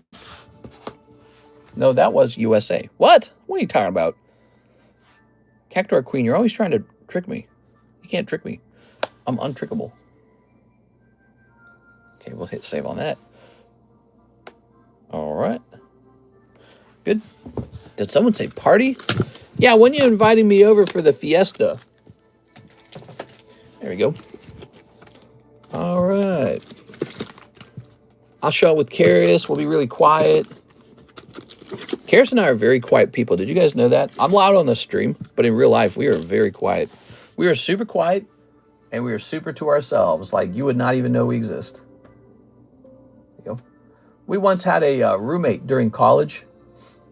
She and I had a roommate, a guy I was renting from, and we almost didn't see them at all for like a whole semester. We would literally go in our room, close our door, and we'd stay in the room like some sort of strange hermit. AI was wrong, obviously. Oh, okay, let's see. I know it was 2022 because my Oshi-sana graduated that summer, so bombed.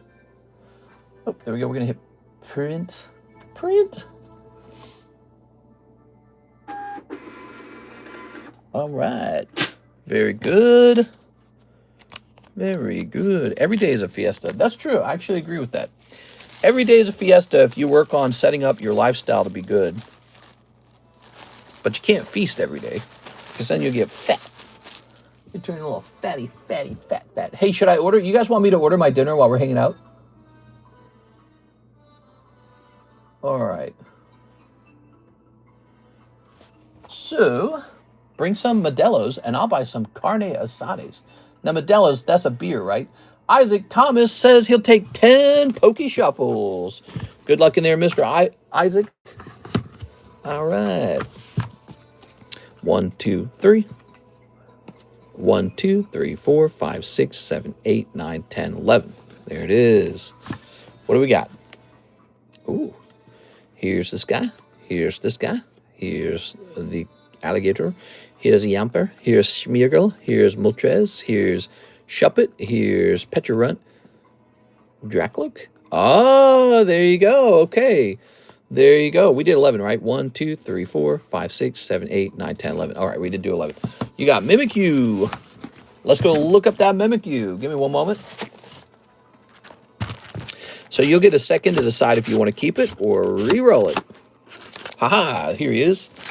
Beautiful Team Rocket's Mimikyu. Now keep in mind, that's holographic. And this is in English. So this is an English holo. All right, so there you go.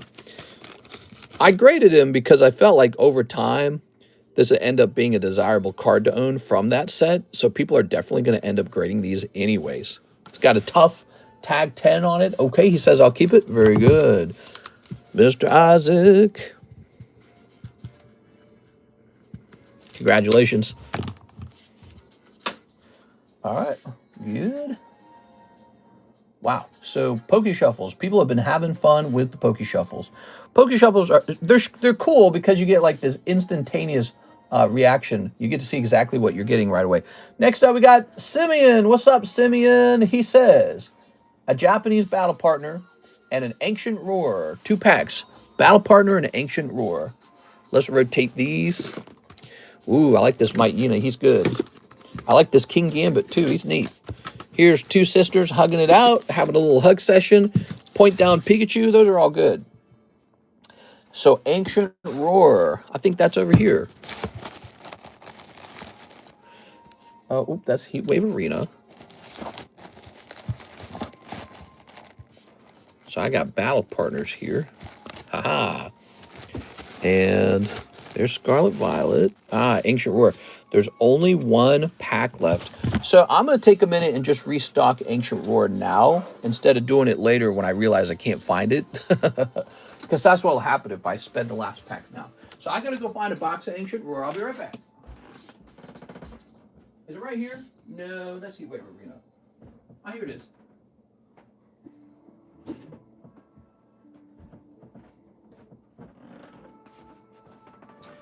Oh, yeah. Oh, whoa, whoa, whoa, whoa. I'm going to fall over there. Heatwave Arena. Ooh. Oops. There it goes.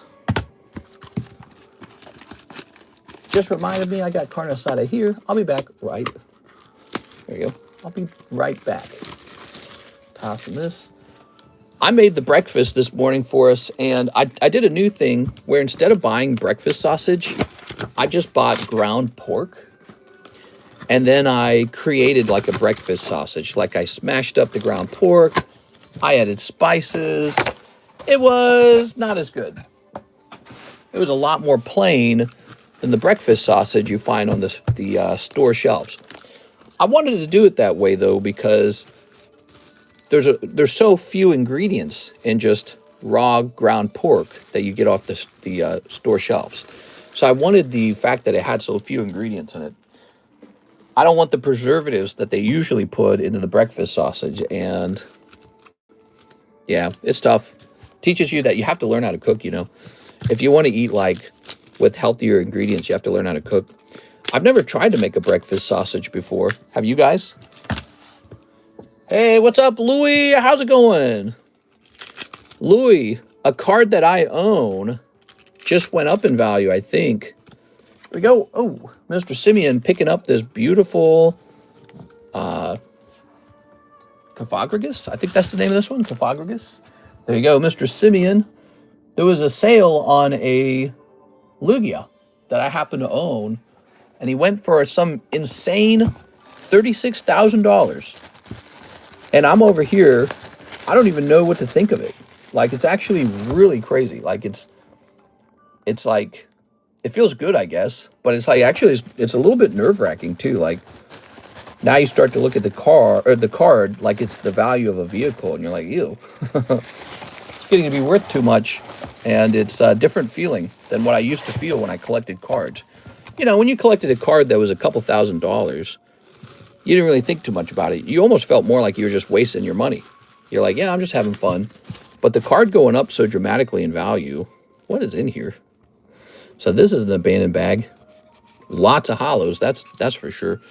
What's this bag from? This bag's from 924. That's an old bag now. Which card went up in value? It's this Lugia. I've showed it off before. Simeon, did you need a new bag? Simeon.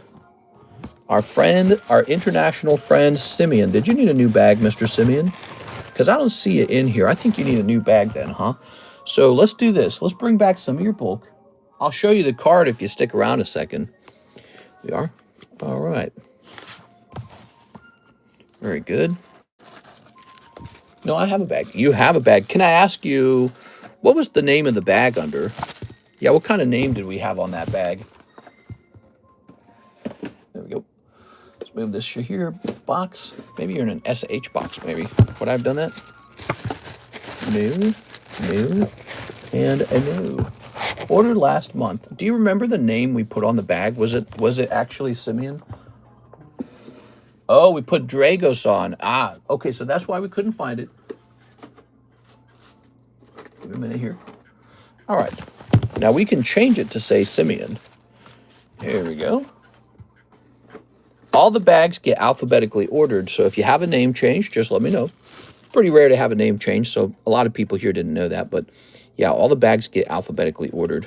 There we go. So you got your Cophagragus, there's your beautiful Coridon or Myrodon, and here's your Stackle Attacker. Might be these. Both of these? All right, let's grab this. I'm going to show off that Lugia for a second, kind of show you guys what I'm working with over here. There we are. Maybe I should just sell off like a significant portion of my collection, if it even will sell. But maybe I should just sell off a portion of it and pay off my like mortgage or something, if I can. And then I wouldn't have a mortgage. And it's almost like I've secured a certain amount of value by converting it into cash and then putting it into a traditional investment. All right, there we go. That goes in the SI box. Thank you so much. All right, I'm going to show off the card real fast. You want to see the card? It's a cool card. This one goes for a lot of money, I guess. Where'd it go? Where'd I last put it? It's over here somewhere.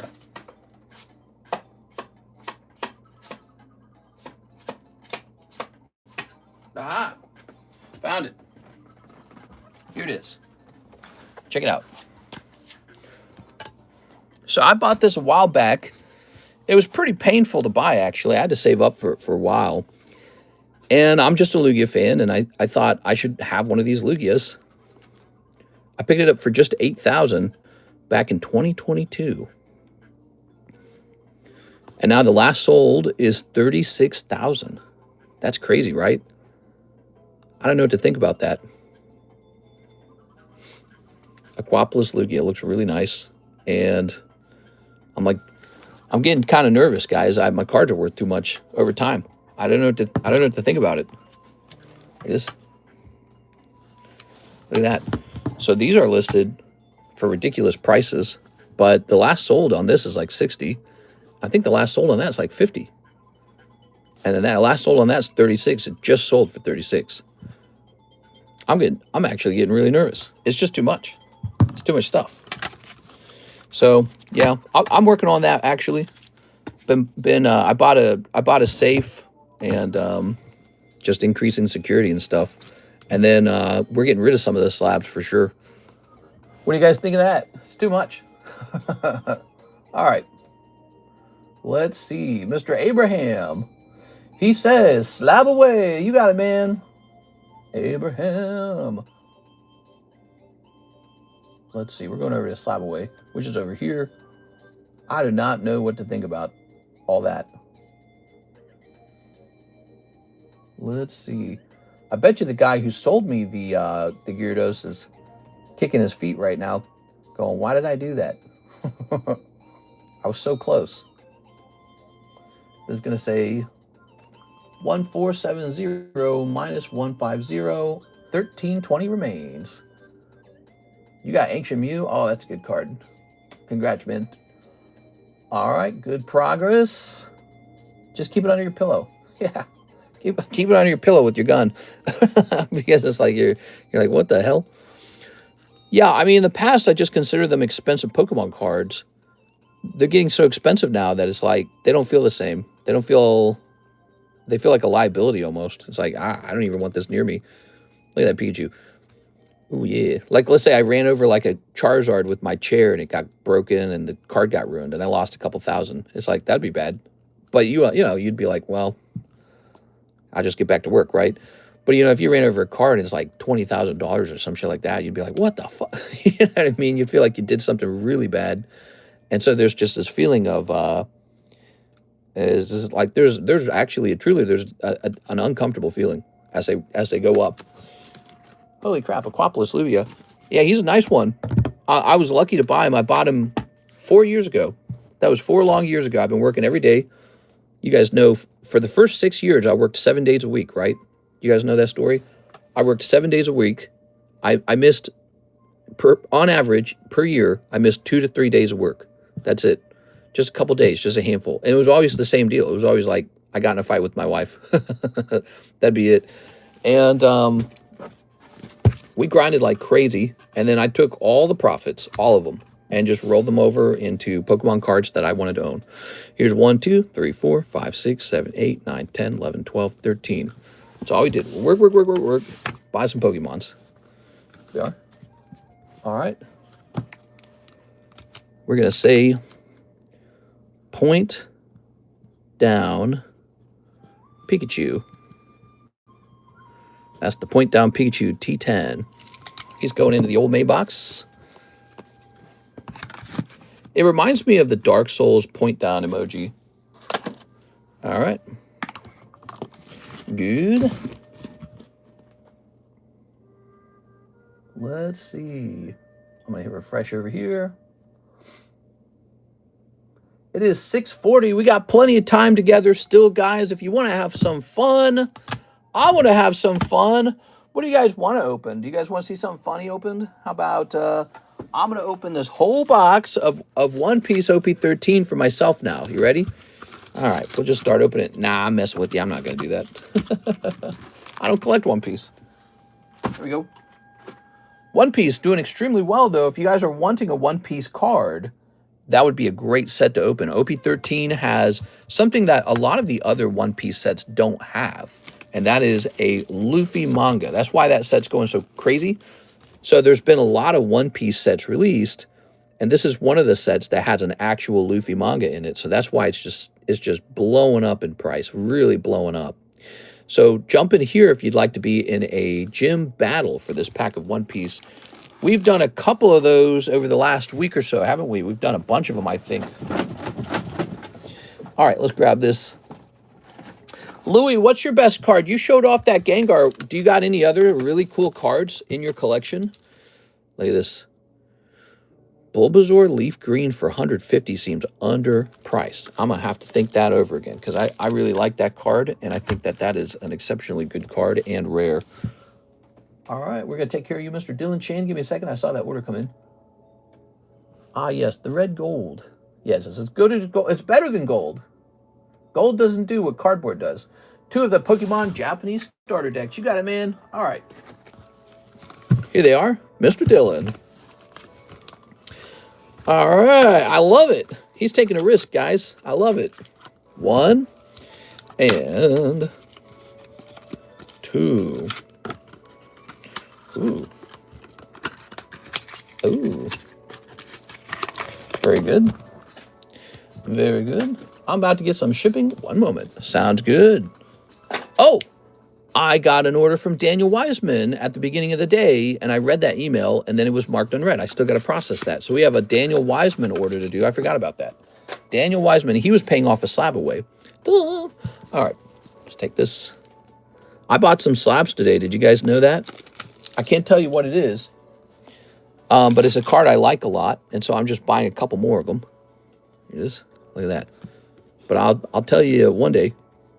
So this is a cold deck for sure. You can have these Pokemon cards right here. These are the non-hollows. If you don't want them, you can also donate them. There we go. And there we are. I have a PSA 10 Charizard EX from Fire Red Leaf Green. I think it last sold for $36,000, but I'd rather have the Gengar, to be honest. Yeah, the Gengar is your better card for sure. I agree with that. Ooh, what do we have here? This time, 2 holographics, Scissor, and Charcuterie board. And then here are your commons. So this time it's going to be 2 cold decks. I tell you what, man, this set's so tough. I'm going to place you in the giveaway, and I think I'm going to give you a free poker card, too. How does that sound? You want a free poker card? Actually, you know, I was working through the poker cards. I got a used Fire Red deck all sleeved up because I'm thinking about potentially bringing back the randomly pulled poker box. But I'm not sure if I want to do that yet because last time we had it, people just didn't buy it very often. It's extremely rare. So I don't think it's necessary. I think instead I could just keep some cards ready to go there and place those cards into the binder break. All right. I'll just take the hollow EXs. You'll just take the hollow EXs. You don't want the non-hollow ones? I mean, I think the non-hollow ones are kind of cool too. Yeah, let's take a look at the commons as well. Like, probably they're not going to be worth anything, but let me just double check, see if any of these are actually kind of cool. So out of these, the Scyther is cool, and then out of these, Larvesta, bro. All right, so most of these are stinky. I do like the Scyther. Maybe if you give it 20 years, that Scyther will be worth a couple dollars. All right, put that there, right? He had some old vintage cards, real old ones. They're worth a couple dollars now. Set that there, and then let me give you a gift, or I'm going to get you a gift. All right, so you open 2 decks of this, and it was pretty cold. One, here's a Braviary, Embor, Emolga. There you go. How about that? So you just got a round of poker cards. These are heavily, heavily gradable, if you didn't know that. These probably will grade 10. They're from a completely fresh deck. It's a nice, it's actually a nice gift. It has probably more value than all of those raw cards right there behind them. So there's a little Moga. I've sold it for $75 as a 10. I've sold that card. Here's Embor. Maybe a little more interest in Embor ever since they made a mega version of him. There's Braviary, and there's Whalmer, because we're having a whale of a time. All right, Dylan, thank you so much, man. Keeping us busy tonight. Look at that. And then where's that giveaway? We got a giveaway, by the way, guys. Did you know that? Where'd you go? We have a new break. Did you guys hear about this? Some of you guys didn't hear about this. I'm so sorry. I have not been showing this off today. At the very, very, very first few minutes of the stream, we created this Nami break. 1 and 8 just started.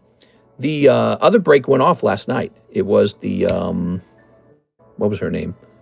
Boa Hancock break. So this is Nami. It's a promo card. And so it's maybe a little more rare than just a card that you get from a box. And one-piece cards are just real hot right now, so you might be interested in taking a spot there. Now, I thought we had a giveaway. Where'd it go? I don't see it.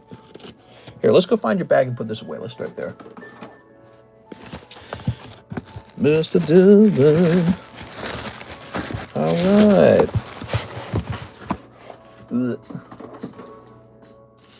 Let's see. Maybe in this box. Where we got it? Need a new bag. Oh, okay. Perfect. I was just about to say I couldn't find it. So there we go. Very good. Very good. I was watching a video today about a vendor talking about his perspective, because people often complain about vendors. Here it is. At like Pokemon card shops. Not Pokemon card shows. People complain about the vendors being like greedy or whatever. And I was watching like this satirization of what goes on from the vendor's perspective. It was pretty funny. The vendor kind of showed how much crap they deal with. From theft. There was a vendor talking about how, I watched another video. There was a vendor talking about how there was a kid who cleverly tricked him out of his cards by pulling cards out of his own folder and then trading him for his own cards. So the kid pulls some like raw cards out and then trades them in immediately to him. And I was like, damn, dude, that's so vicious, dude. So, you know, I thought that was interesting. It gives some perspective anyways. Like they get all beefy on their security. They get paranoid. They get defensive fast, probably because they've seen a lot, if you think about it. But it was interesting. He was talking, one of the vendors complained about how there's always somebody trying to do a trade up challenge. And they're talking about how it's basically just an advanced way to beg for free stuff. They're like, they're very tired of people coming up to them asking for a trade up challenge. Eddie Berto, what's up, man? $50 towards slab away. You got it. Let's see. This goes from $4.97 to $4.47. Is that a Nami Mommy? Yes, sir. That is Nami. Just created this break. No one has had a chance to get in here at all. It's just created. Now, we have an order for Daniel Wiseman to take care of that I was mentioning. He sent that order in this morning, and I looked at it already, so it was already marked red. So I forgot to service it. Buy into the blue Mew. Yeah, we got the Mew as well. If you're looking actually for Pokemon and not just for this hottie mommy, there it is, the shiny Koro Mew. This is an astounding card to add to your collection.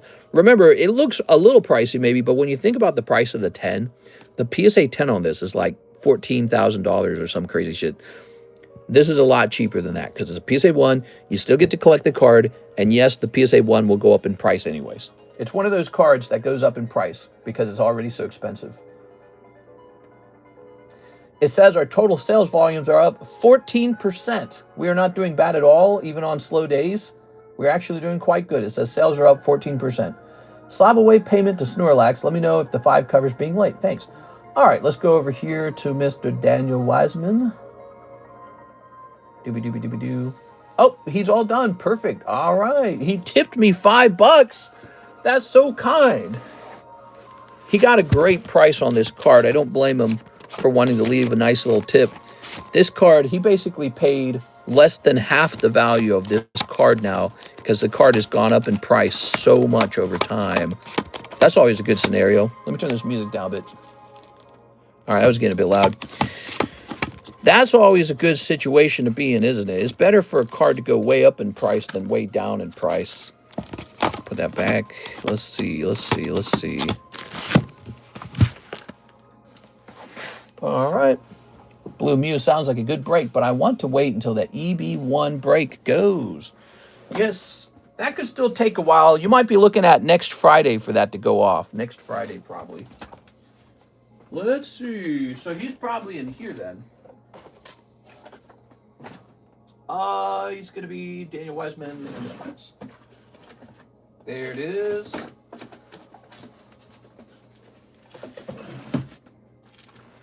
Oh, yeah. Check this out. Nice. All right, see that Snorlax? That is now property of Mr. Daniel Wiseman. And he tipped me $5. That's nice of him. Let's take a look at the cheapest poker Snorlax now. I told you guys over and over that I thought the poker cards were undervalued because they're from 1996, because they look just like Top Sun cards but better, because people still play poker. People play with playing cards. They do. Oops, I typed in Palmer. The hell? All right. Oh my God, you can't even find a poker Snorlax for sale. So let's see. We're jumping over here. Aha! There we are. December 3rd. The exact same card sold for $1.2 thousand. He got it for $540, less than half that price. And there's not even one listed now. So I'm not surprised he finished paying it off. But it shows you, yes, the poker cards are selling. Yes, they are going up in price. I like to show people that because it's just the truth. You are? All right. So yeah, he really got a good deal on that slab away, didn't he? He got an extremely good deal. Put that over there. All right. I helped a lot of people get those poker cards. I feel good about that because it wasn't a bad thing. It's actually a very good thing. The worst thing you could have done is gotten a poker card from me, maybe like in a break, maybe like in the Poke Shuffles, and then quickly sold it off on eBay. You should have held it. So, next up, we have an order from Mark J. Valerian for the Tag 10 Myena. Yeah, that's a good one.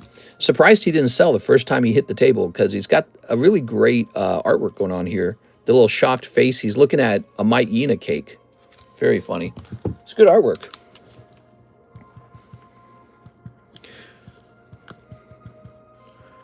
All right, Mr. Mark. I have Poker Tyranitar in a 10 and BGS 10. Yeah, that's one of my favorites. Actually, that's one of the cards I've sent off to the vault. I have a perfect 10 Poker Tyranitar graded by CGC. I don't really know if the perfect 10 adds a lot to it, but it's kind of cool. And I'm just going to hold on to it, I guess. Okay, Morgan D. John. Topps Chrome Abra Spectra in the consignment slab. Oh, yes. All right. So consignment card. Let's go grab it. Consignment Abra. Bought outright, too. That's cool. Oop, let's go looking for it. A lot of slabs in here. I wish I had a bigger box for all these. It gets really confusing. Repriced in January, is that right? Okay. All right. When was the last time we priced these? Recently, huh?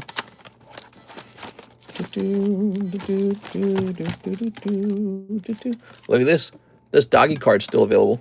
Bark. All right. Ooh, If it's Jimmy Terez's Abra, he might not want me to sell it. He was just talking to me about shipping his cards home. Just got to warn you about that, okay?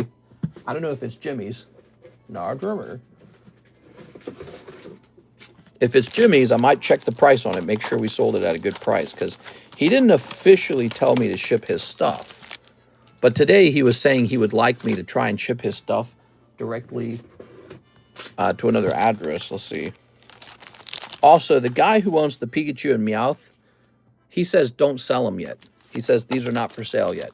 He also kind of wanted me to combine them, I guess. I don't think that's a good idea, but he wanted me to hold off on selling those immediately. Here it is. Oh, you're good. Okay, so that is a Jimmy. That is not a Jimmy card. That's a Caleb card. It's a nice card, actually. Spectra Abra. Look at this. This is for sale, everybody. $293. It's a very hard to acquire box topper, by the way. That's what that is. Before I order shipping, can we see some of the slabs? Oh, from where? Where would you like to see the slabs from? Tell me about what slabs you're talking about. We are. You mean some slabs because you're curious about buying some? Let me see this. Spectra. We're gonna say Tops Spectra Abra. Make sure this isn't like. Yeah, this is correct. Okay, cool. Very neat. Okay, look at that, guys. Lovely card. So that's a reasonable price. And that is once again going to Mr. Morgan. Boop, ba-doop, boo. And he's getting a live custom too. Now, what did you mean, Mr. Cisco? Did you mean you wanted to see some of these for sale? He's like 400,000. Oh, yeah, sure. From what, the consignment channel? Yes. Let's see. We got, are my Seahawks going to win tonight? I don't know. Better ask the tea leaves. This Dragonite's cool. Probably underpriced now. Here's Lugia. It's a good price on Lugia. Here's Adam Pashuish. You know, I don't think this is meant to be for sale. This returned. Oh, this returned from the. You know, I think he doesn't want to sell this because he had me return his other stuff, but this one was in slab away and it got canceled. Here's a Celeste. It's a really nice Final Fantasy card. Lumpy Space Princess. Very cool. Into a Hobbit's Hands. Cool. All right. We're just showing off the consignment slabs here. This is really cool. Look at that. There's a signature card. Here's another signature card, Azuma. To potentially add to my bag from the table. Yeah. We got so many slabs, dude. Piles of them, really. You know, you can always shop for the slabs in the Discord server, right? So the Discord server has all of the latest pricing on the slabs. They're all up to date. And there are some that don't have a picture yet because we're still pricing them again. We refresh the price every like month and a half. You okay? Here's a Topps Weedle. You're looking for a Weedle. Oh, now see, that's a Jimmy card. I think Jimmy probably wants to keep it. Okay. So I don't know if Jimmy even wants to sell those anymore. These are for sale, though. Look at these. These are nice. Hidden Fates. Here's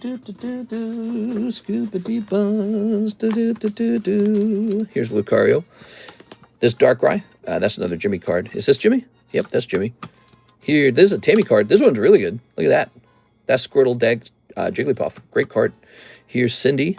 That's a Tammy card. Here's $20. That's from NHWC. So this is just a holographic card that managed to grab a pristine. Cute. What time is it now? 6:58. Got to make sure I don't run out of time here. All right. I better start putting these away. I'm moving on to the next order. I can't spend too much time on this. Just go check out the pictures in the Discord server, all right? We got to get on to the next order. Make sure we take care of everybody before it's too late.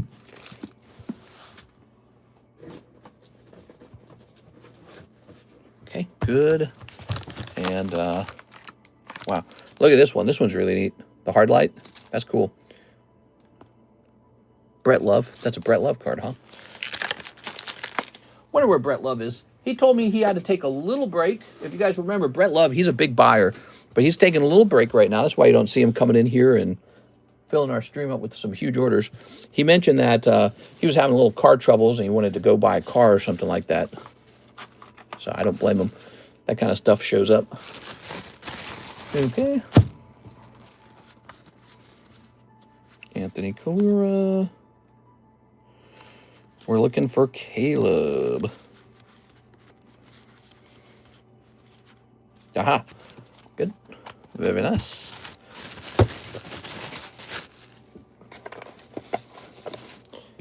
So it says Caleb has 132. I hope that's up to date. And then Abra. You just bought it. Let's get his payout for this. You can dump Pokemon cards off with me, and I'll passively sell them for you. Now Caleb has $280. Okay, so there it is. Caleb Barra. Yeah, I'll passively sell your cards for you if you want. Hey, what's up, Miss Alexandra? How are you doing tonight? Morgan, D, John. All right, cool, man. He also ordered one live custom. Here goes. Good luck. 1, 2, 3. One live custom. What do we got here? All right, you're going to walk away with the Cabalion and a My Sweet Piano. Okay. Oops. Come on now. Whoa, that box is full, dude. Morgan, I'm going to stuff these in here, okay?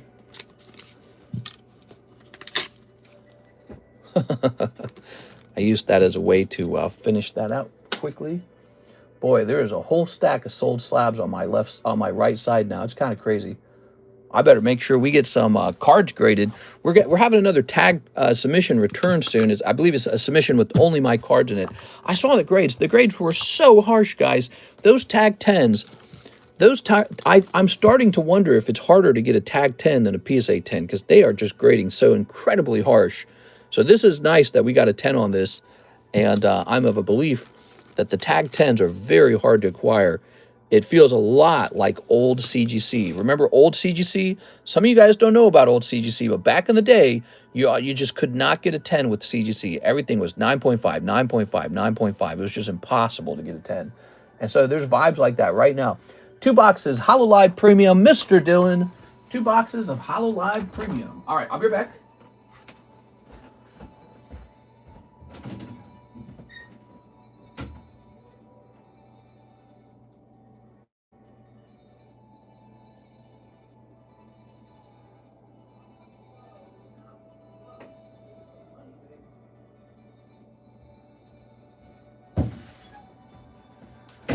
All right, so, out, Mr. Dylan.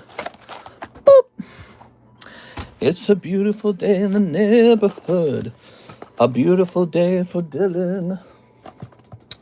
See, how's it going, man? All right. Let's see. There we go. There we go.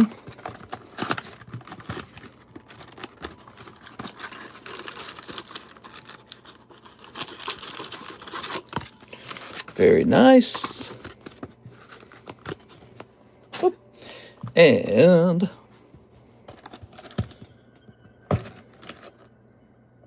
oops. Well, snip that. There we go. Can I keep the bulk? You got it, baby. Yeah, I don't mind. The bulk in these packs is like 2 cards. I think that's reasonable. It's actually not that much bulk. Normally, we have a no bulk rule. But the bulk in these packs is so little. All right. Appreciate the orders today, man. Let's get these snipped up. A rare yes bulk moment. Oh, yeah. Now, if these were carrying like 10 cards each, I'd be like, I don't know. There we go. We have a pretty decent amount of this left, too, by the way. And I believe my price is great because I really heavily lowered the price on these to get them moving. We wanted to see these move. We got one, the Bunny Girl. HoloLive, how's that franchise doing? Here's Shark Girl. I know this set right here is almost 2 years old, isn't it? This is an older set. Okay. You've got Cool Ears Elf Girl. All right. Here's, wow, that girl's got some droopy boobies. Droopy boobies Shirt Girl. Wow, she has such a great personality. Here's Cosmic Hair Girl, or Telekinetic Hair, because that's what appears to be happening in the image. Green Hair Girl, Mother Nature Girl. She's got little branchulars, little antler branches in her hair. Branchular. And, oh, here's my favorite, little Succubus Girl. I don't know, sometimes I like it when women are a little mean. Here's Pink-Haired Girl. I don't like it when girls are too nice, you know? You ever meet a girl who's too nice? It's like, oh my gosh, dude. Here's the Sports Girl. She's just very athletic, very sporty. She follows the rules of the sport. Here's, she's definitely some kind of fairy. She's like a rose fairy. There you go. And this definitely looks like Universe Girl. Yeah, okay, we got Universe Girl. And finally, last but not least, Water Petal Lily Girl. God, I see blue and I see flower petals. All right, there we have it. You have a little chunk of bulk here. Look how fast that bulk builds up. But that's not too bad for 2 boxes. If that was 2 boxes with the proper number of bulk cards, that'd be like a pile reaching out to here. That'd be pretty bad. Okay, and I believe you're over here. Ugh. Oh yeah, Dylan Chan. So Dylan, you're looking for stamps in this set, and I noticed in this round, no stamps. If you end up going deeper, we have a pretty decent number of boxes left. Here we are. All right. Oops. Pull these out real fast. Just got some kind of notification from Phoebe. All right. How you guys doing today on this fine Saturday? Have you guys been having fun? Don't have too much fun. It's cold outside. It's wintertime, man. Karis and I decided it's so cold out we weren't going to go anywhere. Top temperature today was 20 degrees. That's freezing cold. Working? Yeah, I'm working. And working on the weekend, it's not the worst thing. When I work on the weekend, I always think, I'm getting my bills paid, I'm getting my savings, and I get to buy Pokemon cards. I literally think that way. You know, does that surprise you? I'm a card dealer and I like to collect. And so when I'm working on stuff, even the stuff I don't like to do, like you think, like this is fun. The streaming part of the job is fun. This is only going to last like 3 hours, you know. But then there's the hard part, which is all the paperwork, all of the business finances, all of the, there's like this account management stuff you got to do, right? You got to like get all the cards stocked properly. You have to deal with tariffs now. All that other stuff, even like getting cards sent out to grade, that's all just work. And I got to get it done. And I don't mind it, though, because in the end, when it's all done, it feels great. You know, you ever got that feeling when you got all your stuff done? Here's Joseph Vargas. Hey, what's up, man? 1 Nami break, 2 Poke Shuffles. You got it. First guy on the Nami. Here you go. Okay. Very nice. Okay, now he says 2 Poke Shuffles as well. Let's get those. Poke Shuffling. Working weekends are quiet and nice. Yeah, I worked weekends pretty much my whole life now. Just about my entire life. Because when I ran away from home, I worked like a dog. I worked so hard, and I was paid so little, too, by the way. Wasn't paid much. 2 cold ones. All right, 2 cold Poke Shuffles this time. I worked so hard when I was younger, and I made so little money. That's the end of your turn, Mr. Joseph. I appreciate it. Now, we're going to check PayPal. We're going to see how old this order is. Okay, that one was just placed. And we're going to check how old this order is. Let's see. Okay, so there's no website orders. Good. Let's check Cash App. Do you have time for a couple more HoloLive? Oh, yeah, we got time. We got time. Send them in. Here's Matthew Rodriguez. He says, a whole box of Wife's Nikkei. Now, don't I have a box of that laying around? I feel like I bring a box of that into the room just in case someone orders it. It's such a good product. So that's, when you're talking about booby cards, that's my favorite, is the Wife's Nikkei. That's that sells and sells and sells. You can just tell people really like it. You know what? I'm going to take this out of the room. Look at this. This is one of the most failed products recently. Let me show you a product that did terribly. Avatar. Look at this. Who opened Avatar? Like, literally nobody did. Heck, we should put one up on the table. Maybe I'll give a pack away just to see what it's like. Magic Avatar. It just came and it went. Nobody opened any at all. I'm going to get this out of here, and then I'm going to go get you that fresh box of whites, okay? Ugh. All right, so here we go. Oh, nice. It's a good feeling. Fresh box, you know. So that's a fresh box of that. I'm going to get these out of here, and let's go get that whites box now. You ready?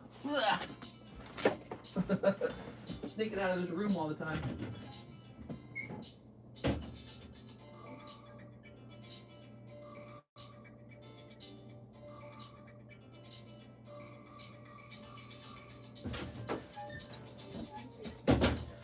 I realize I'm almost sold out of these. So let me take a quick second. How did I obtain the latest case of this? Let's open some Pokies. Yes.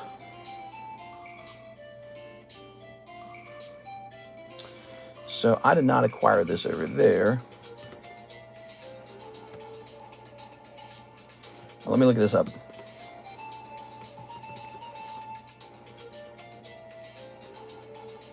Might have been over here. Oops.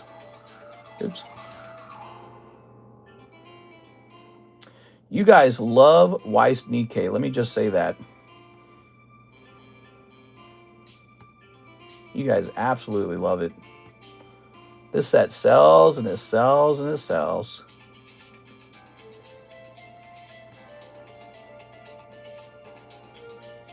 Give me one moment. I'm going to go ahead and acquire one fresh case of this and have it just ready to go, I guess. I don't know what the song is, but it's kind of nice. It's nice to hear new music, isn't it? Okay, this is not correct. Hold on. Let's do this the long way. All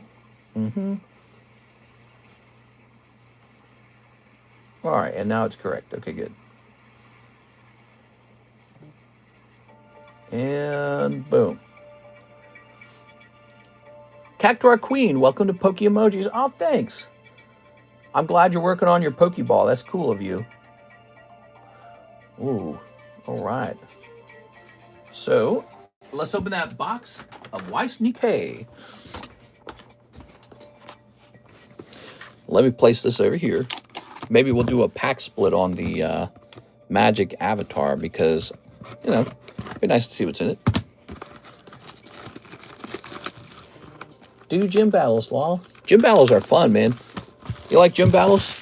Yeah, it's funny. You never need to do a gym battle. You can always just buy the product outright. I think there's just something fun about tossing a coin for something, you know? That's why I think I understand. People who like the gym breaks, it's not about the product as much as it's about just having something fun to flip a coin on. Okay, here we are. You got some nice booby butts over there. What's going on in this pack? Oh, I didn't update the Nami slab. So one person is in Nami now. That doesn't sound right. We got to get at least 8 dudes in Nami. All right. Oh, the Avatar pack. They'll move that way. Yeah, I don't mind. We could do a break on an Avatar pack just for a little fun. Okay. All right. Good. All right. You know what? Dylan said he was interested in more of those boxes we had. I should have grabbed a couple more. Here we go. We have the Bazooka Girl. Oh. Bazooka Girl. Holographic chesty lady. Pink-haired girl. Pink outfit girl. Why Schwartz announced a reprint. Yeah, I wonder if that means that the value will somehow go up on these first edition packs. Because these are first edition, by the way. Doggy Girl. Bubblegum Girl. Purple, questionably young looking girl. I don't like that card. Here's the Boobies sisters or twins or whatever you guys told me they were. Now, I like this girl. She actually looks like she might fight in a war. Look at her. Although she's wearing a skirt, though. Maybe not. Some of the girls actually are wearing outfits like they're military units. You know what I'm saying? Like this girl. She's especially... No, I'm just kidding. All right. She looks like she's getting it. Here's this girl. She's looking very Asian. This girl looks like usually you skip that part. Here's... Oh, man. Nikkei, huh? Here we are. I remember when these first came out, these were flying, dude. These were selling so fast. No signature in this round. Matthew Rodriguez, that's what he's trying to pull, everyone. He's trying to pull a nice Nikkei signature out of here. A first edition Weiss Schwarz. Weiss Schwarz, they're a well-known brand now. They're a reputable brand, I'd say. Kind of like the way Topps is a reputable brand or Pokemon's a reputable brand. Weiss has been doing a great job. Matthew, let's find your bag. Take care of this order right away. All right, here are your hollows. Here are your full arts. Much, much harder to get a signature out of there, huh? Like, you get a signature out of Nivel Arena, like, all day long. And while that's nice, it also reduces their value because they're readily available. They're not totally valueless because you can't always get the signature you want, right? So that's what makes the Nivel Arena signatures rare, is the one that you want is hard to pull. But, you know, Weiss Schwarz, you don't even get a signature. You just get hollows. They're like, here you go, have some hollows, bro. Here's Nicholas, 8 of the Bleach, 8 solo, Volume 1 and Volume 2. Oh, you're going deep, man. I like it. Okay, so 8 each. Is that right? 8 each. 1, 2, 3, 4, 5, 6, 7, 8. Is it 8 each, I believe? Where's my box? Making sure he's here. I don't know if he's here. 1, 2, 3, 4, 5, 6, 7. So we got to get a fresh box of those. All right, and that'll give me a chance to grab those boxes for Dylan, too. So Bleach. Oh, Bleach is already in the room. Never mind. Oh, no, we have to get the solo leveling, though. Okay, yeah.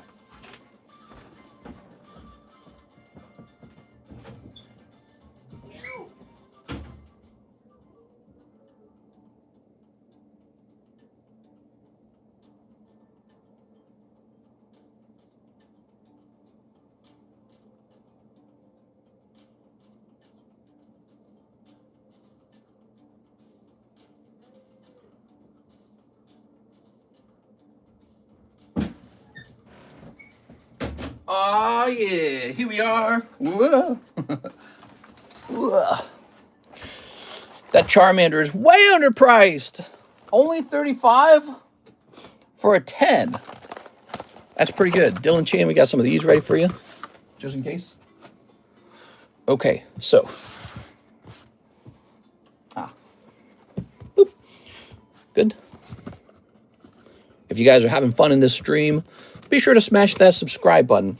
We go live 6 days a week. I take Sundays off, okay? If you subscribe, YouTube will tell you when I go live. It's really useful. All right. You can have this top pack for free. And now he needs 8 bleach. Nice. 1, 2, 3, 4, 5, 6, 7. Hey, you can have the top pack over here. Now listen real close, Nicholas. These are the last packs of bleach, and then I'm sold out. 1, 2, 3, 4, 5, 6, 7. There's seven packs, and then I'm sold out. Sold out after those last 7 packs. All right. We're about to hit 101,000. That's nice. Our drops kind of fell off after the 100,000, you know, after we broke 100,000 followers. I think both Mike's side and I kind of stopped pushing the shorts so much. You kind of hit that milestone and you go, now I can be lazy again. Because as you're approaching it, when you're at like 99,000, you're like, oh, we got to get that number. So close. And then when you're at 100,000 already, you're like, well, I don't know. 200,000 is pretty far away. You know what I'm saying? Oh, I don't need to make that short today. Hey, mister, I'm coaching a high school in soccer first year. Hope we make the playoffs. Good luck, man. Good luck. Yes. All right. What do you got? That's a cool job, coaching. You know, I think I would have been good at that. What do you guys think? You think I would have been any good at coaching? You know, I was an oldest brother of like 5 brothers, and I automatically have like that sort of like let's win kind of mindset. You know what I mean? It's all about winning. Here's Sung Jin Woo. All right, here's very nice. Ooh, now he's S rank and all the girls want him. That's how it works, guys. Are you at E rank right now in life? You got to get to S rank, baby. All right. Here's this girl. Here's the mom, the dying mom. That's really sad. Here, you can have the cute sister, I guess. Or whatever, whoever. No, that's her. That's right. That's his sister. Sometimes the pack doesn't have a holo, so I can try to replace it with the holo. You know, maybe it's just me, but I'm starting to feel like the Volume 1 set was actually better. Like, I like these pulls in the back better than just the chibis, because Volume 2 seems to be mainly chibis. You know, like, look at this. That's kind of cute. There we go.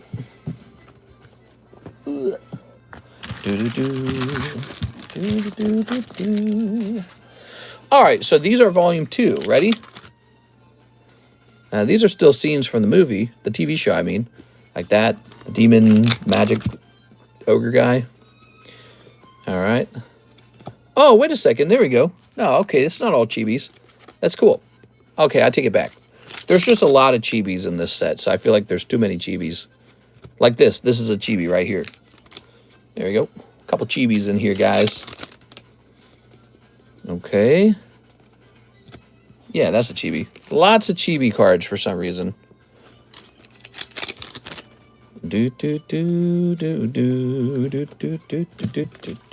Cha Hei In. Whoa, all the girls are super impressed with me. There she is. All right, lovely. Must be fun designing a card set.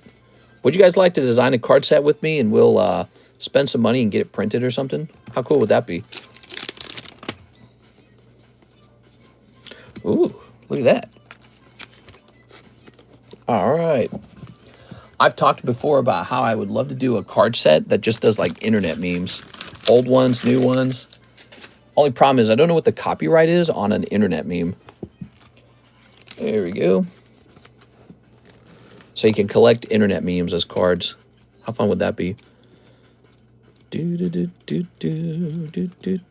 Like, what if we wanted to put Pepe Le Frog in a card set? Would we be sued by somebody? Does somebody own Pepe Le Frog? Wait, this is a great question for AI. Let's ask AI real fast. Hey, I think I'm thinking about creating my own collectible card set. What if I wanted to make a card set using internet memes, including emojis like Pepe the Frog? Do you think that would cause any lawsuits or copyright problems? All right, so I'll let it think about that. Let's snip these open. I've never thought to ask the AI that question. I'm going to be one of those smooth-brained people who only ever talks to AI at this point, guys. You realize that, right? I don't need friends. I can marry AI. Just got my first ever personal PSA grading return. Hit the PSA 10 Prismatic Umbreon SIR. Sweet! Glad to hear that, man. Doesn't that feel slick? That's a great feeling the first time you get a PSA return. Great feeling.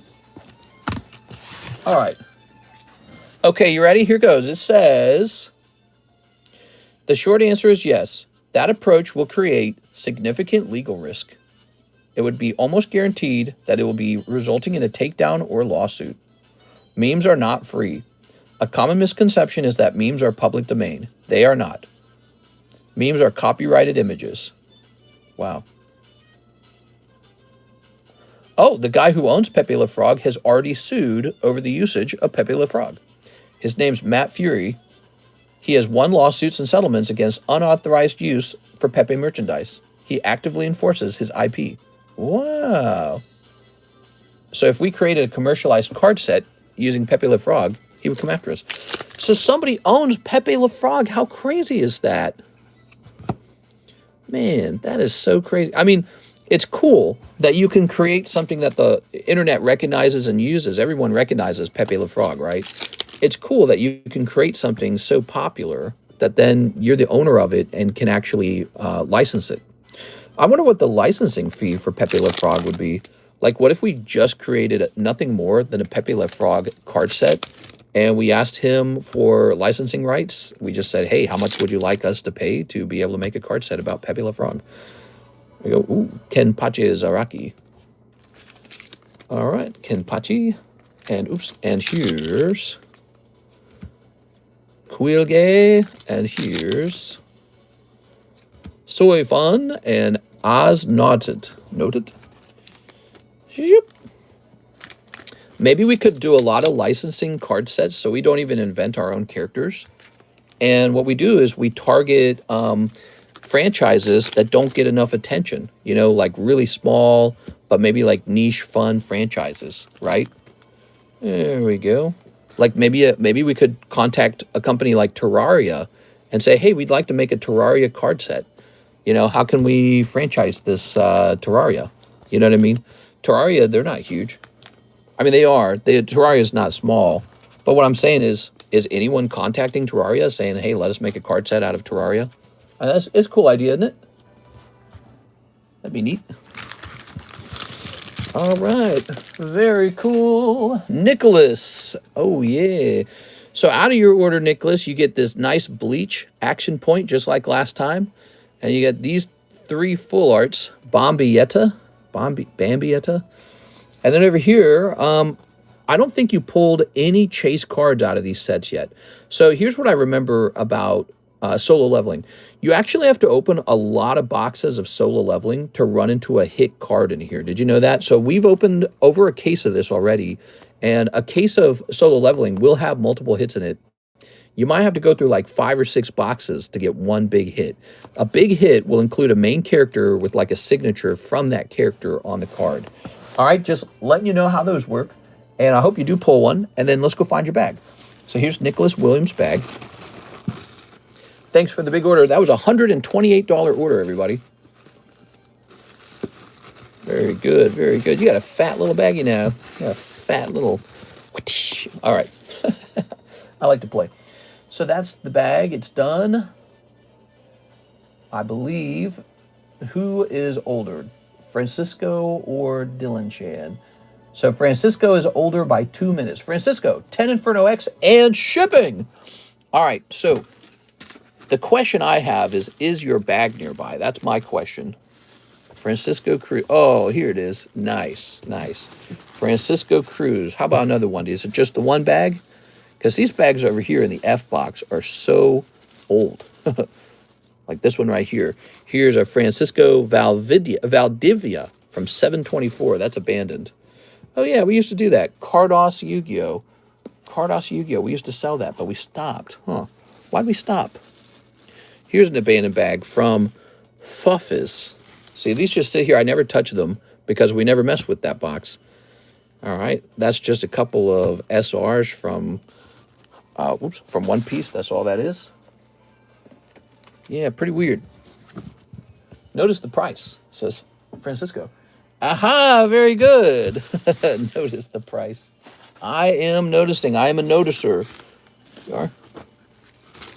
All right, let's go get those Inferno X's. It's funny that you brought it to my attention, though. You're like, by the way, where are we hiding our Infernos today? Let's pull this box out. Inferno X. We keep all of our Pokemon cards in these long boxes now in bags. It really cleared everything up when we started doing this. Ah, here we are. See? Nice, isn't it? And then let's see. We need 10 of these. 1, 2, 3, 4, 5, 6, 7, 8, 9, 10. So 2 left. So I put these back in the bag. All right. Notably, people have slowed down on the Chinese sets. 151 Surprise and Gem 2. Do you guys want another Gem 2 Cubone break? Do you guys think that those breaks are a better system? Also, would you guys end up wanting me to do a 151 Surprise Pikachu Gengar break? That's another good question. Here we are. And, oops, and here we are. Very good. Okay. Oops, I just tore that sticker off the table. All right. Good luck, Code. Karis and I was listening to some music last night. We were listening to Tool. He's cool. Too bad he didn't keep making music, man. That guy did not keep making music. Tool, he started like Perfect Circle. Oh, here we go. You got the Octagon. We're going to go in there and battle. But we were listening to his album for an old album with like Parabola and Schism and The Drunk Sober and Vicarious. It was cool. Cool stuff. And then he just didn't make it anymore. Like, I don't know. He should have kept going. But he did Perfect Circle, and I felt like that band had like 1 or 2 hits, maybe. I didn't think it was that good. Perfect Circle. There we go. All right. Very nice. And you want some shipping. Sounds good. They did Fear Inoculum and have been touring. Oh, okay. Was that another band? I think he should have kept the brand name Tool because it's so hard to build a brand. See, I didn't even know he was touring. But if I knew Tool was touring, I would know what you were talking about. But so he should have kept the original name Tool. I think it was a cool name. And easy to remember, you know. Let's check your address, Mr. Francisco. Francisco. I wish he had kept making music in the style of his older stuff. Right? I feel like he changed.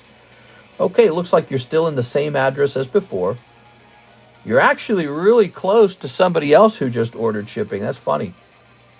I'm shipping to people who are living in the same neighborhood, and they don't know it. You're both shopping here at the TheCardconomist stream. Tool still makes music. Their recent album is Fear Inoculum. They are still Tool. That's the album name. Oh, okay. I'll check it out. That's cool. Fear Inoculum is the recent Tool album, and they're touring as Tool. Oh, okay, cool. All right. I had a misunderstanding there. All right, I'll check that out. I didn't know that he put out a new album. Was it any good?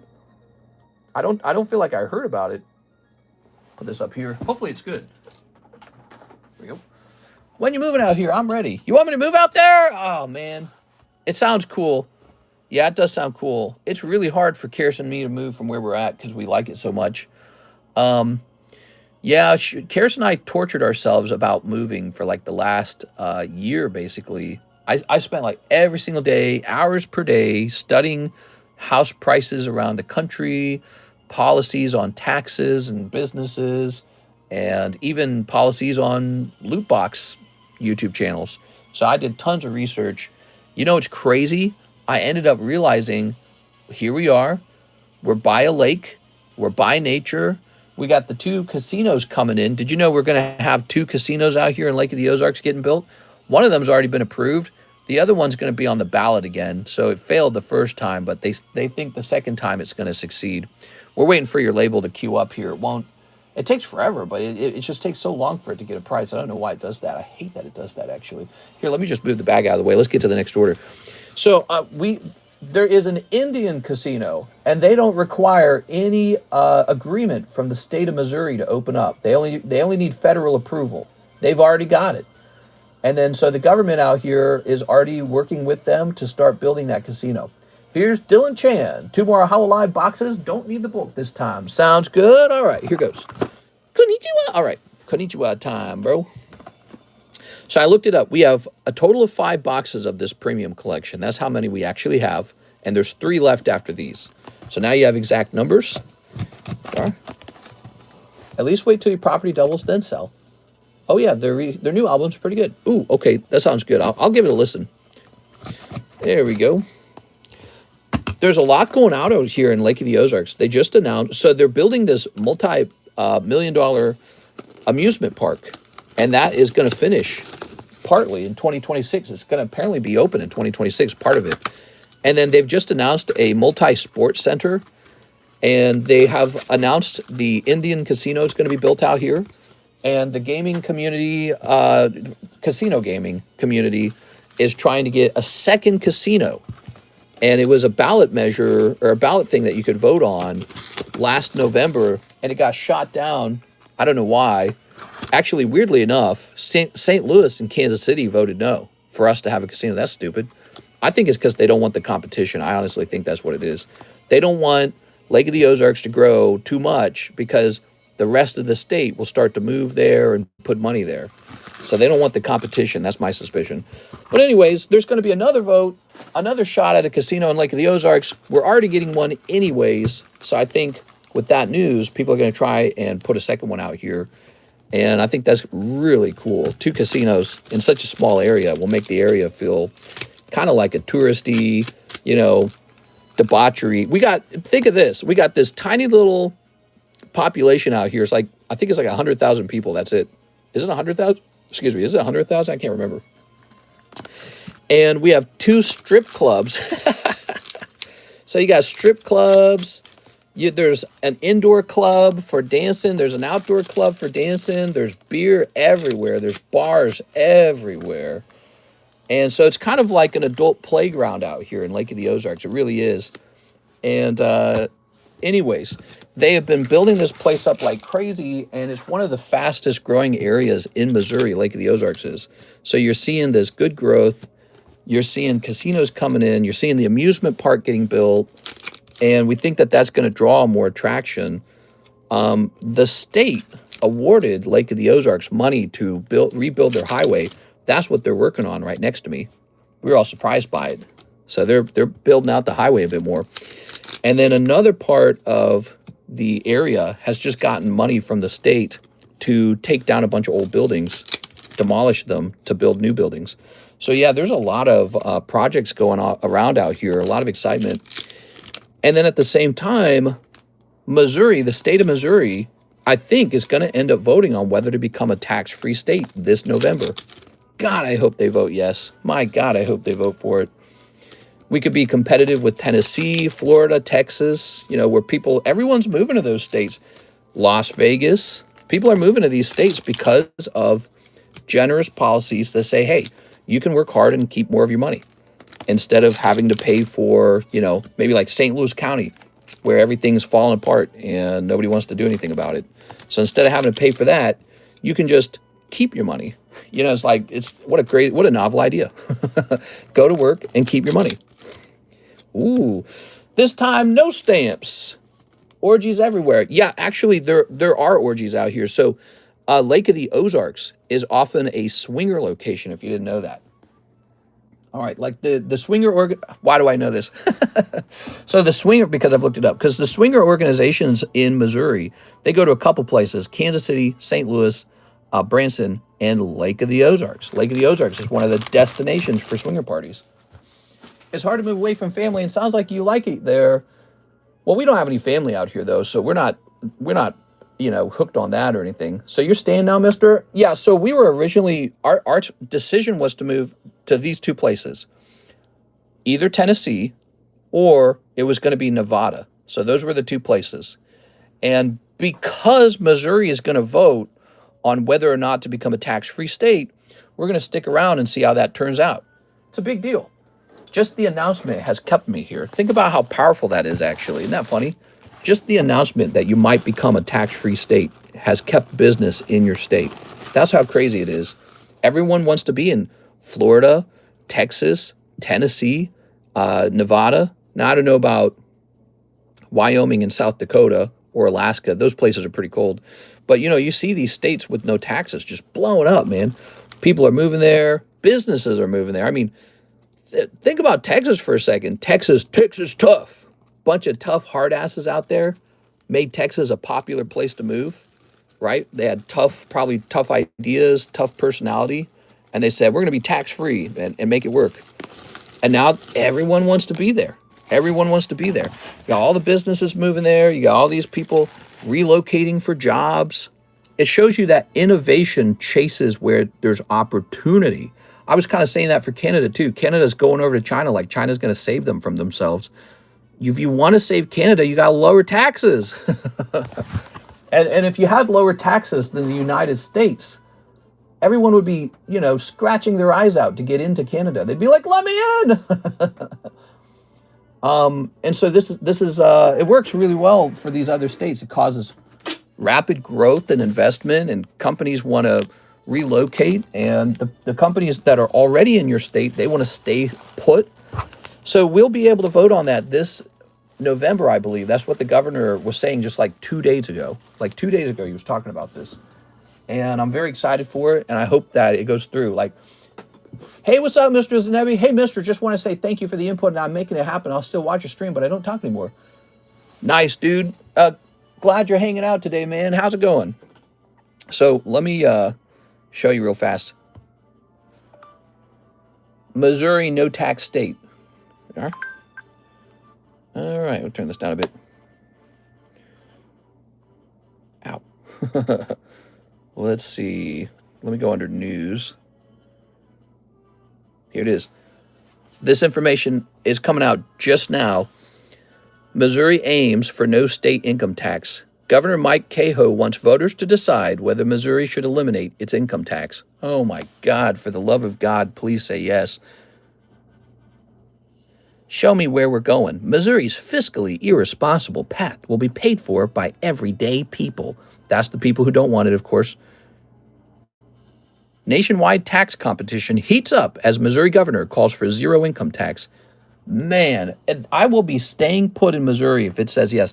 Now, if it doesn't pass, if they say no, why shouldn't I move to Nevada? Why shouldn't I move to Tennessee? You know, although Tennessee, I'm worried about their anti-gambling stance. So I'm more interested in Nevada at that point. You got to vote for that. I know, I will be. Half the vendors had one piece. Welcome to the Lurk Gang. Hey, mister, have you seen the Black Panther party is back? The Black Panther. Oh, you said Black Panther, and I thought of the Marvel movie. I did not see that. I didn't think that they ever went away. Yeah, I don't think about them. Here you go. Let's see. They're back, bro. Black Panther, that's like a separatist movement, isn't it? All right, let me hit refresh. All right, here's Alexio. He is next, and he ordered a $165 order for 15 Phantasmal Flames. You got it, man. All right. Same. I'm like, Wakanda? All right, let's see. Oops, that is a white flare pack. I badly want Missouri to be a no-tax state. If that happens, these beautiful lake houses, I own 2 lake houses. These beautiful lake houses that I own likely jump in value overnight, and this becomes like an economic state to move to. It's such a good idea, dude. 1, 2, 3, 4, 5, 6, 7, 8, 9, 10, 11, 12, 13, 14, and 15. The people who don't want it will be the people in St. Louis County who rely on taxpayer-funded, free stuff. And they'll say, no, this state's going to have to remain poor and not be a great place to do business because you need to go to work and pay for my stuff. That's why. And it's like, God, dude, I yearn to be free, guys. I yearn for it. I'm ready to move. I'm like a bird, ready to fly away. I moved to Nevada, man. I like Nevada. Both regions, Las Vegas and Reno, are both cool, by the way. Reno is a little bit better on the weather, though. There's no shortcut. It's work hard or fall off. Yeah, that's right. That really is how life works. It's kind of a fascinating phenomenon. We're all born with a set of DNA, a set of skills, set of intelligence, personality traits, quirks, whatever you want to call them. Healthy bones, hopefully. And then you have to wake up and go farming for like corn and beef and all the things that keep you from starving to death in the winter. And that's been the existence of humans forever. Nowadays, when you go farming, it's a little more complicated. When you go farming to provide for yourself, you go to your job. But it's still effectively the same idea. You have to go out, you have to work, you have to provide for yourself. And, there's human beings in our society who cannot do that for some reason. They cannot work hard enough to provide for themselves. Some people are unfortunate. They're like handicapped or something like that. But actually, I think there's kind of like there's a large ideological belief that someone else should have to provide for you because, hey, they got money. And so I think that that's a very unhealthy perspective, and it drags the economy down. It makes it bad for everybody. And so it's very important for people to, drink your caffeine, dude. Have your caffeine, have your sugar if you need sugar, I guess. And then just go nuts and just make tons of money. it's hard to imagine, you know, especially if you're in a hole or especially if life is really tough. It's hard to imagine being, you know, going from a bad position to a strong position. But that's exactly what happened for me over time. I ran away from home when I was like 17 years old. I was homeless. I was broke at 18. I had no money. I had a tiny income from Target. It's been a long time from there, and I'm successful all on my own. No one helped me. There was no government handout. There was no trick. There was a single trick, and that was just work like 60 hours. Boom. Actually, that first year, I did have a love of video games. I always have. I really love video games. That first year, I got rid of all my computers. I had no computers. This was a while back, okay? So this was like, you could survive without a computer. You go to the library for a computer. So I had no computer. I had no video games, no Game Boy. All I had was my iPod, which had music on it. And I just didn't play or anything. I just worked like crazy. And and what I have to say, it's a unique experience, by the way. A lot of people don't always experience this. Some people don't experience it.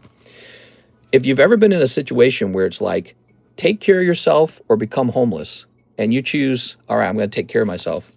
It's a really, it's a good character building moment in your life, because it's like you learn how to be a tough worker. And you also gain this knowledge that maybe other people don't always have about how hard work causes all your problems to fade. All your problems will go away. Almost every problem in your life can be fixed with just busting out 12 hours a day on working on it. You know, just bust out 12 hours. You can go more than 12, by the way. You can go like 14 easily. If you're in a real desperate situation, 14 is doable. So if you just bust out lots of work, and I don't just mean clocking in and out of your job. I mean sitting down and doing research too. So you do your job, and then when the job's over, you go sit down, you start researching. Okay, I'm on step A. How do I get, or I'm in point A. How do I get to point B from here? And you used to use Google for that.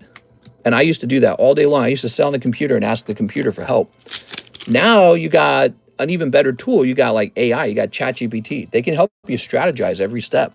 So it's crazy how easy it is to be successful compared to back then, because now you've got AI. You don't even need your parents. You don't need a doctor or I guess a counselor or something like that. You don't need a coach. You don't need, you know, your school counselor. You don't need any of those things. You just talk to ChatGPT. What do I do next? And it'll tell you like a video game manual what to do. And it's pretty accurate. It's probably not perfect, but it's pretty accurate. All right, so this round, we got some ARs. We did not get an alt-art, Mr. Alexio. Let's take a quick look at these pulls real fast. Tough round, maybe. So, Mega Lopunnies. I do like this Duraludon. Again, he's a Shinji Kanda, and you've pulled the reverse foil of him. I count this as a hit. I would personally grade a card like that. Dugong's your other AR. So we're picking up Wigglytuff and Dugong ARs and Duraludon. And then you do pick up an SR. It's Sacred Charm. God, dude, that sucks. All right, that's a tough round, man. Mr. Alexio, let me get you a free card for fun. Let me get you a free card, okay? Since I was yapping the whole way through that order. Here, let's, how about Terrakion? He's a legendary, right? And how about Samurott? All right, I'm going to give you some free cards here. The Samurott graded 10, he's kind of a valuable one. Dugong's so cute. He is really cute. Dugong and Seal. People try to talk crap on Dugong and Seal from Gen 1. They're like, well, Gen 1 designs, which, look, his Seal's just a Seal. Yeah, but he's cute, bro. Get off my back. Let's see. I had a crash out. Mr. Help me through it. I feel shameful. I'm on the right path. Yeah, I don't know about all the things going wrong in your life or not, but you just, they have a term, like there's a modern, you know, internet slang, locking in. You got to lock in, man. That's all it really is in the end. I think people struggle with all kinds of complexities, like overthinking, not getting up and moving enough, you know, like physically moving. There's all kinds of traps. Nike has a really good slogan, do it, right? That's Nike, the shoe company, do it. Great slogan. And that's how I got this card shop started 7 years ago. You know, I already had a routine. I had a fantastic routine. All I had to do to be successful as the GameConomist was get up, do some video editing, play some video games, and cash my check. And I said, you know what? I'm going to try doing a card thing. So what did I do? I ran out. I bought my first iPhone. I'd never bought a smartphone before. I bought a table, I bought lights, I bought a counter, and then I just started buying product. And I just busybodied myself. I just like a guy who has mania or something. Yeah, like you ever heard of a manic person? You ever heard of that? Like you almost have too much energy, right? And if you can get into that kind of state of mind where you have too much energy and just stay there, like, okay, you know how people describe, there's people who do coke and they're sort of depicted in movies as sort of like manic and crazy and working all day. If you can behave like that without actually doing coke, you're going to win. You know what I'm saying? So look at how they behave. They just work like mad and they're just totally locked in. You have to copy that behavior, but not actually do the coke, which is maybe the hard part, but it's part of it is belief. You have to like believe you can do it. And the other is just, you got to want it. You got to have ambition. Here's Alberto, Japanese PRB1. You got it, man. 10 of these. Now, wait a second. 10 is a whole box. Let me go get you a fresh box. All right. I'll be right back.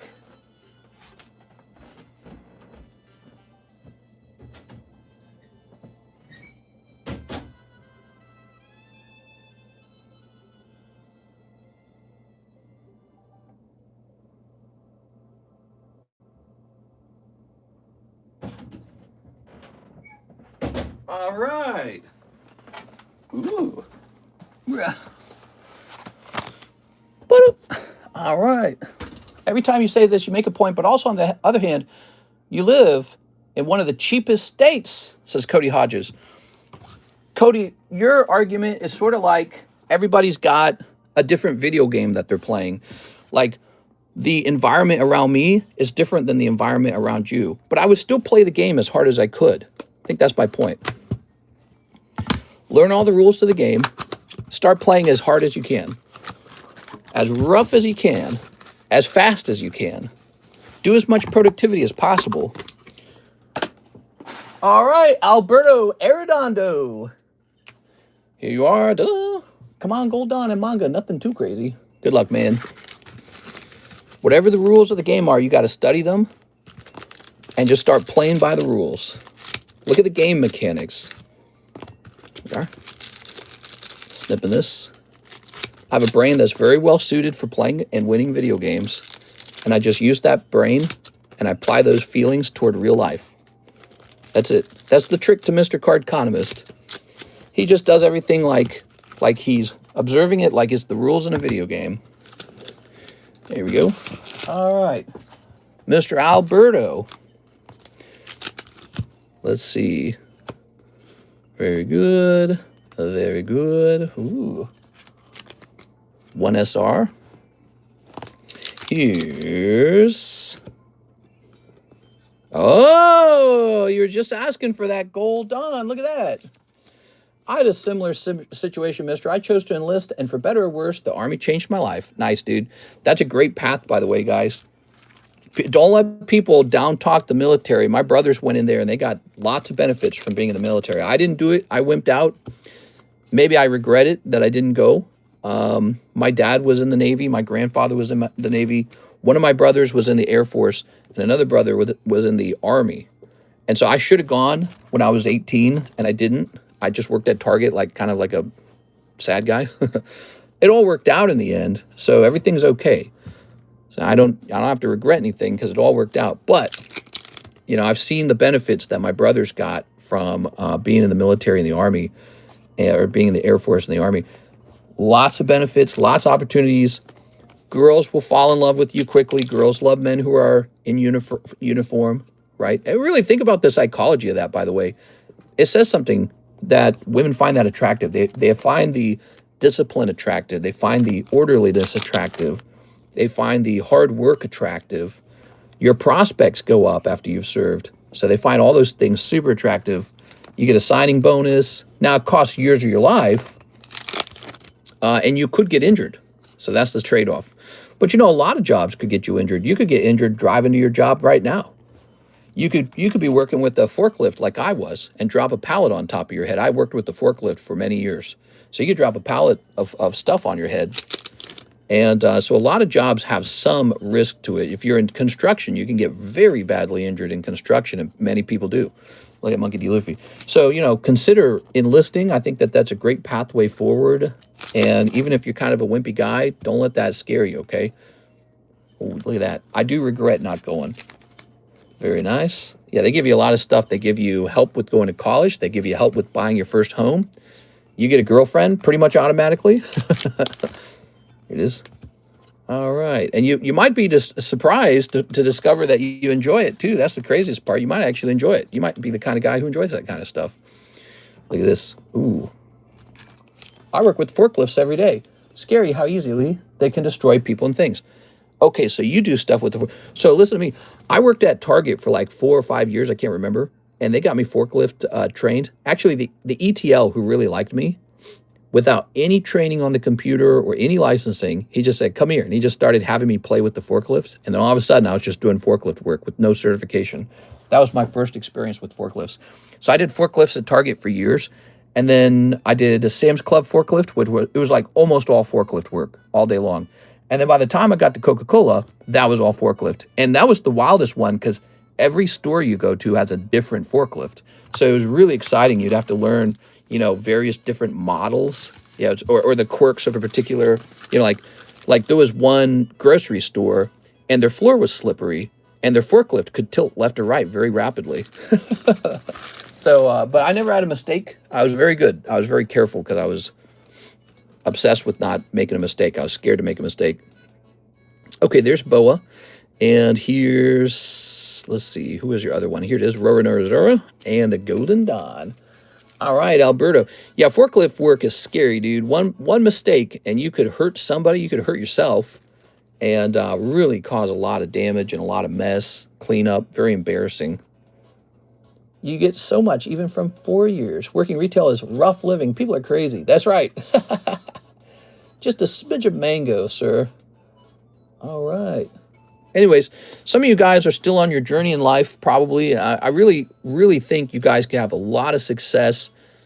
Just be like a crazy locked-in guy on coke and just go hammer away at all your problems, man. You'll get it done. I really think so. Here's Alberto. So, did you already have a bag, Mr. Alberto? Give me a hot one, he says. Well, you get the Golden Dawn.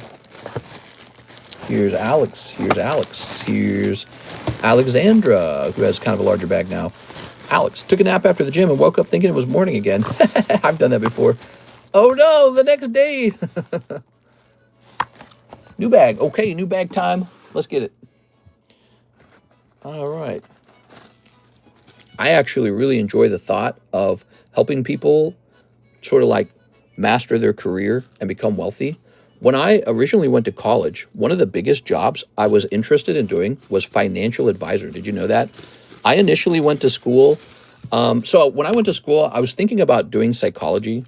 This was a long time ago. This is when I started community college.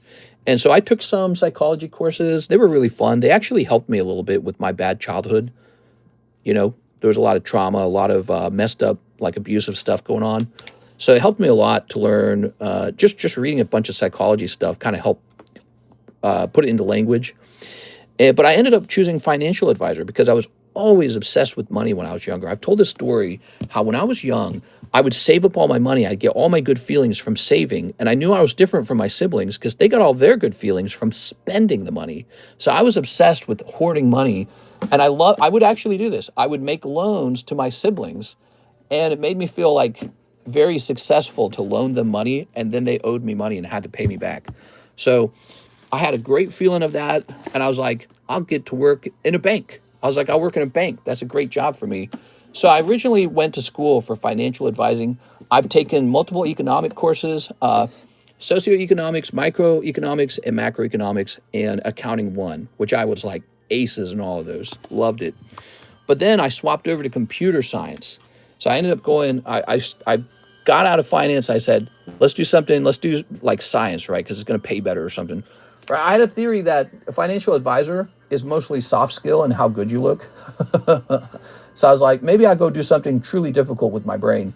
And so I went to the four-year university for the computer science engineering degree, which I also felt capable of doing. When I was younger, I was a nerd, dude. Legos, Lego Technic or whatever, all that stuff. Drawing, I would work so hard on anything I got into. And then video games, I was so nuts about video games. I was like, there's got to be a chance that I would be decent at the engineering. And so that's what I ended up going for. But I still have that strong passion for financial ideas. I mean, I'm virtually obsessed with finances. I'm extremely obsessed with it. Always have been. I still am today. Collecting Pokemon cards is an expression of that obsession. So, like this is a dollar figure that represents how many units of labor you'll need to do in order to obtain this item. And then somebody else might want to buy it for a higher or lower amount. I'm absolutely obsessed with the concept of like that productivity, the units of work, human energy, all those kind of ideas that go into money, right? And, it was just, it's probably never going to go away. It's an absolute pure obsession. When I play a video game, in the video game, I'm looking to find a way to do something more efficiently because that makes you more productive in the game, right? So if you build one skill with another skill, how do they synergize and create some sort of efficiency, right? So that's why video games was always sort of an obsession of mine. Same with I enjoyed chess, I enjoyed Advanced Wars. Like how do you make the right next move? Just that sort of weird obsession. So I wanted to do financial advising when I was younger because I liked the idea of trying to help other people with their game, with their savings, and be like, here, share my obsession with piling the money up rather than spending it. And in this case, we're piling up Pokemon cards, right? So in this case, I don't have a lot of cash. I have a lot of this. So we don't have cash, we have cards.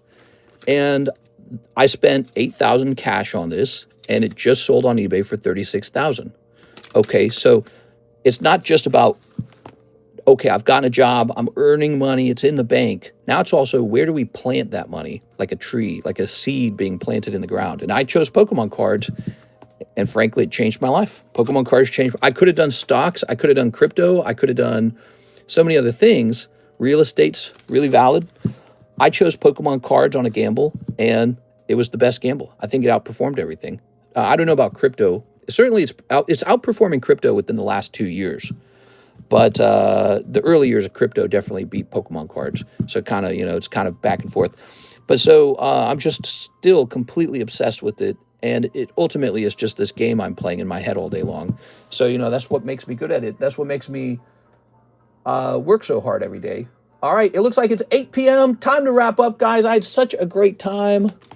Mr. Better have had Bionicle Lego figure. Yes. I had the brown one and the black one. And then my younger brother, had the red and the blue one. And then the other brother had the white and... What two colors did he choose? He chose white and... That was the ice guy. I can't remember if he chose another one. He might have just only had the white one. I can't remember. No, he had the green one. White and green. That's right. Green was jungle. All right, guys. What a fantastic stream. I had a lot of fun. We got these beautiful breaks still going on. So Shining Muse stuck at 5. We have this new Nami break all the way up to 1. Not much. Here's the Ditto break. 4 spots left on it. Here's our giveaway card. Wait a second. Who's going to get this spot? Who wants in, by the way? Here's Zanebi. Zanebi. All right, Mr. Zanebi. So, yeah, Zanebi, you just got to lock in. Act like a crazy manic person in the sense that lock into your work and act like you're just high on cocaine all day, but don't actually do the cocaine. Never do the cocaine. Never do any drugs. No drugs for you. The only drug you're allowed to be addicted to is success. That's it. If you're addicted to success, you'll get everything. You'll get girls. You'll get a nice house. You'll have enough money for your health care. Just be addicted to the work and the success. It's a very good place to be. And anyone can do it. There's no rules that stop you from doing it. You're the only one that stops you from doing it, really. Go listen to some audiobooks. That helped me a lot when I was younger. Audiobooks. Go listen to audiobooks that teach you how to be smarter. Teach you how to be more motivated. Or how to organize your life. Go listen to some psychology books. Go listen to some books on... So if you have any mental struggles, go listen to some counseling books on that particular issue. Because sometimes people are held back by having a bad self-image, not being given any good strategies by their parents on how to win. or just not being exposed to good ideas or recognizing bad ideas. So go read some books on therapy if you need to. But you have to read. You actually have to commit to that. Like you commit to watching probably naked women on the internet, and you commit to watching probably garbage on Netflix. But you got to commit to like reading a book that'll actually improve you, like upgrading a robot in a video game. Right? When you're playing a video game, you take your character and you build them up, you level them up. A human's version of leveling up is you have to fill your brain up with the right stuff. So you need to go fill your brain up with the right stuff. It'll change everything for you. All right. Oh, landing on 20. We didn't have number 20 yet. I only went up to 16. Landing on 15. That's Shinobi. Shinobi, that's Taihua, right? Taihua, isn't it? I remember from last time. I'm saying some people are really consistent with these giveaways. They actually, so he just got 2 free cards because he's so consistent with it. That's so cool, man. I hope that my story inspires some of you guys.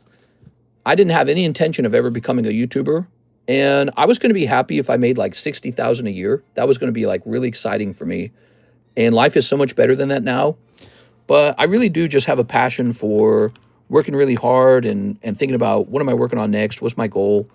And I don't suffer from too many disorganizational problems. Like, oh no, I let all this drama into my life that's not necessary. You know what I mean? I don't deal with that because I just don't focus on it. And you guys can be that way too very easily. Many of you guys are that way right now. So a lot of the people in this group are somewhat successful. That's why you're working on your card collection. A lot of people collecting cards, they're already successful. But some of you guys are still at the beginning of your video game. You're at the beginning of the game, not at the end of the game. So get to it, you know, don't wait. I'll see you guys tomorrow. Not tomorrow. There's no stream on Sunday, right? I'll see you on Monday, everybody. I hope you guys will be there. If you want to get a notification from YouTube when we go live, you got to smash the subscribe button. I'll see you there, everybody.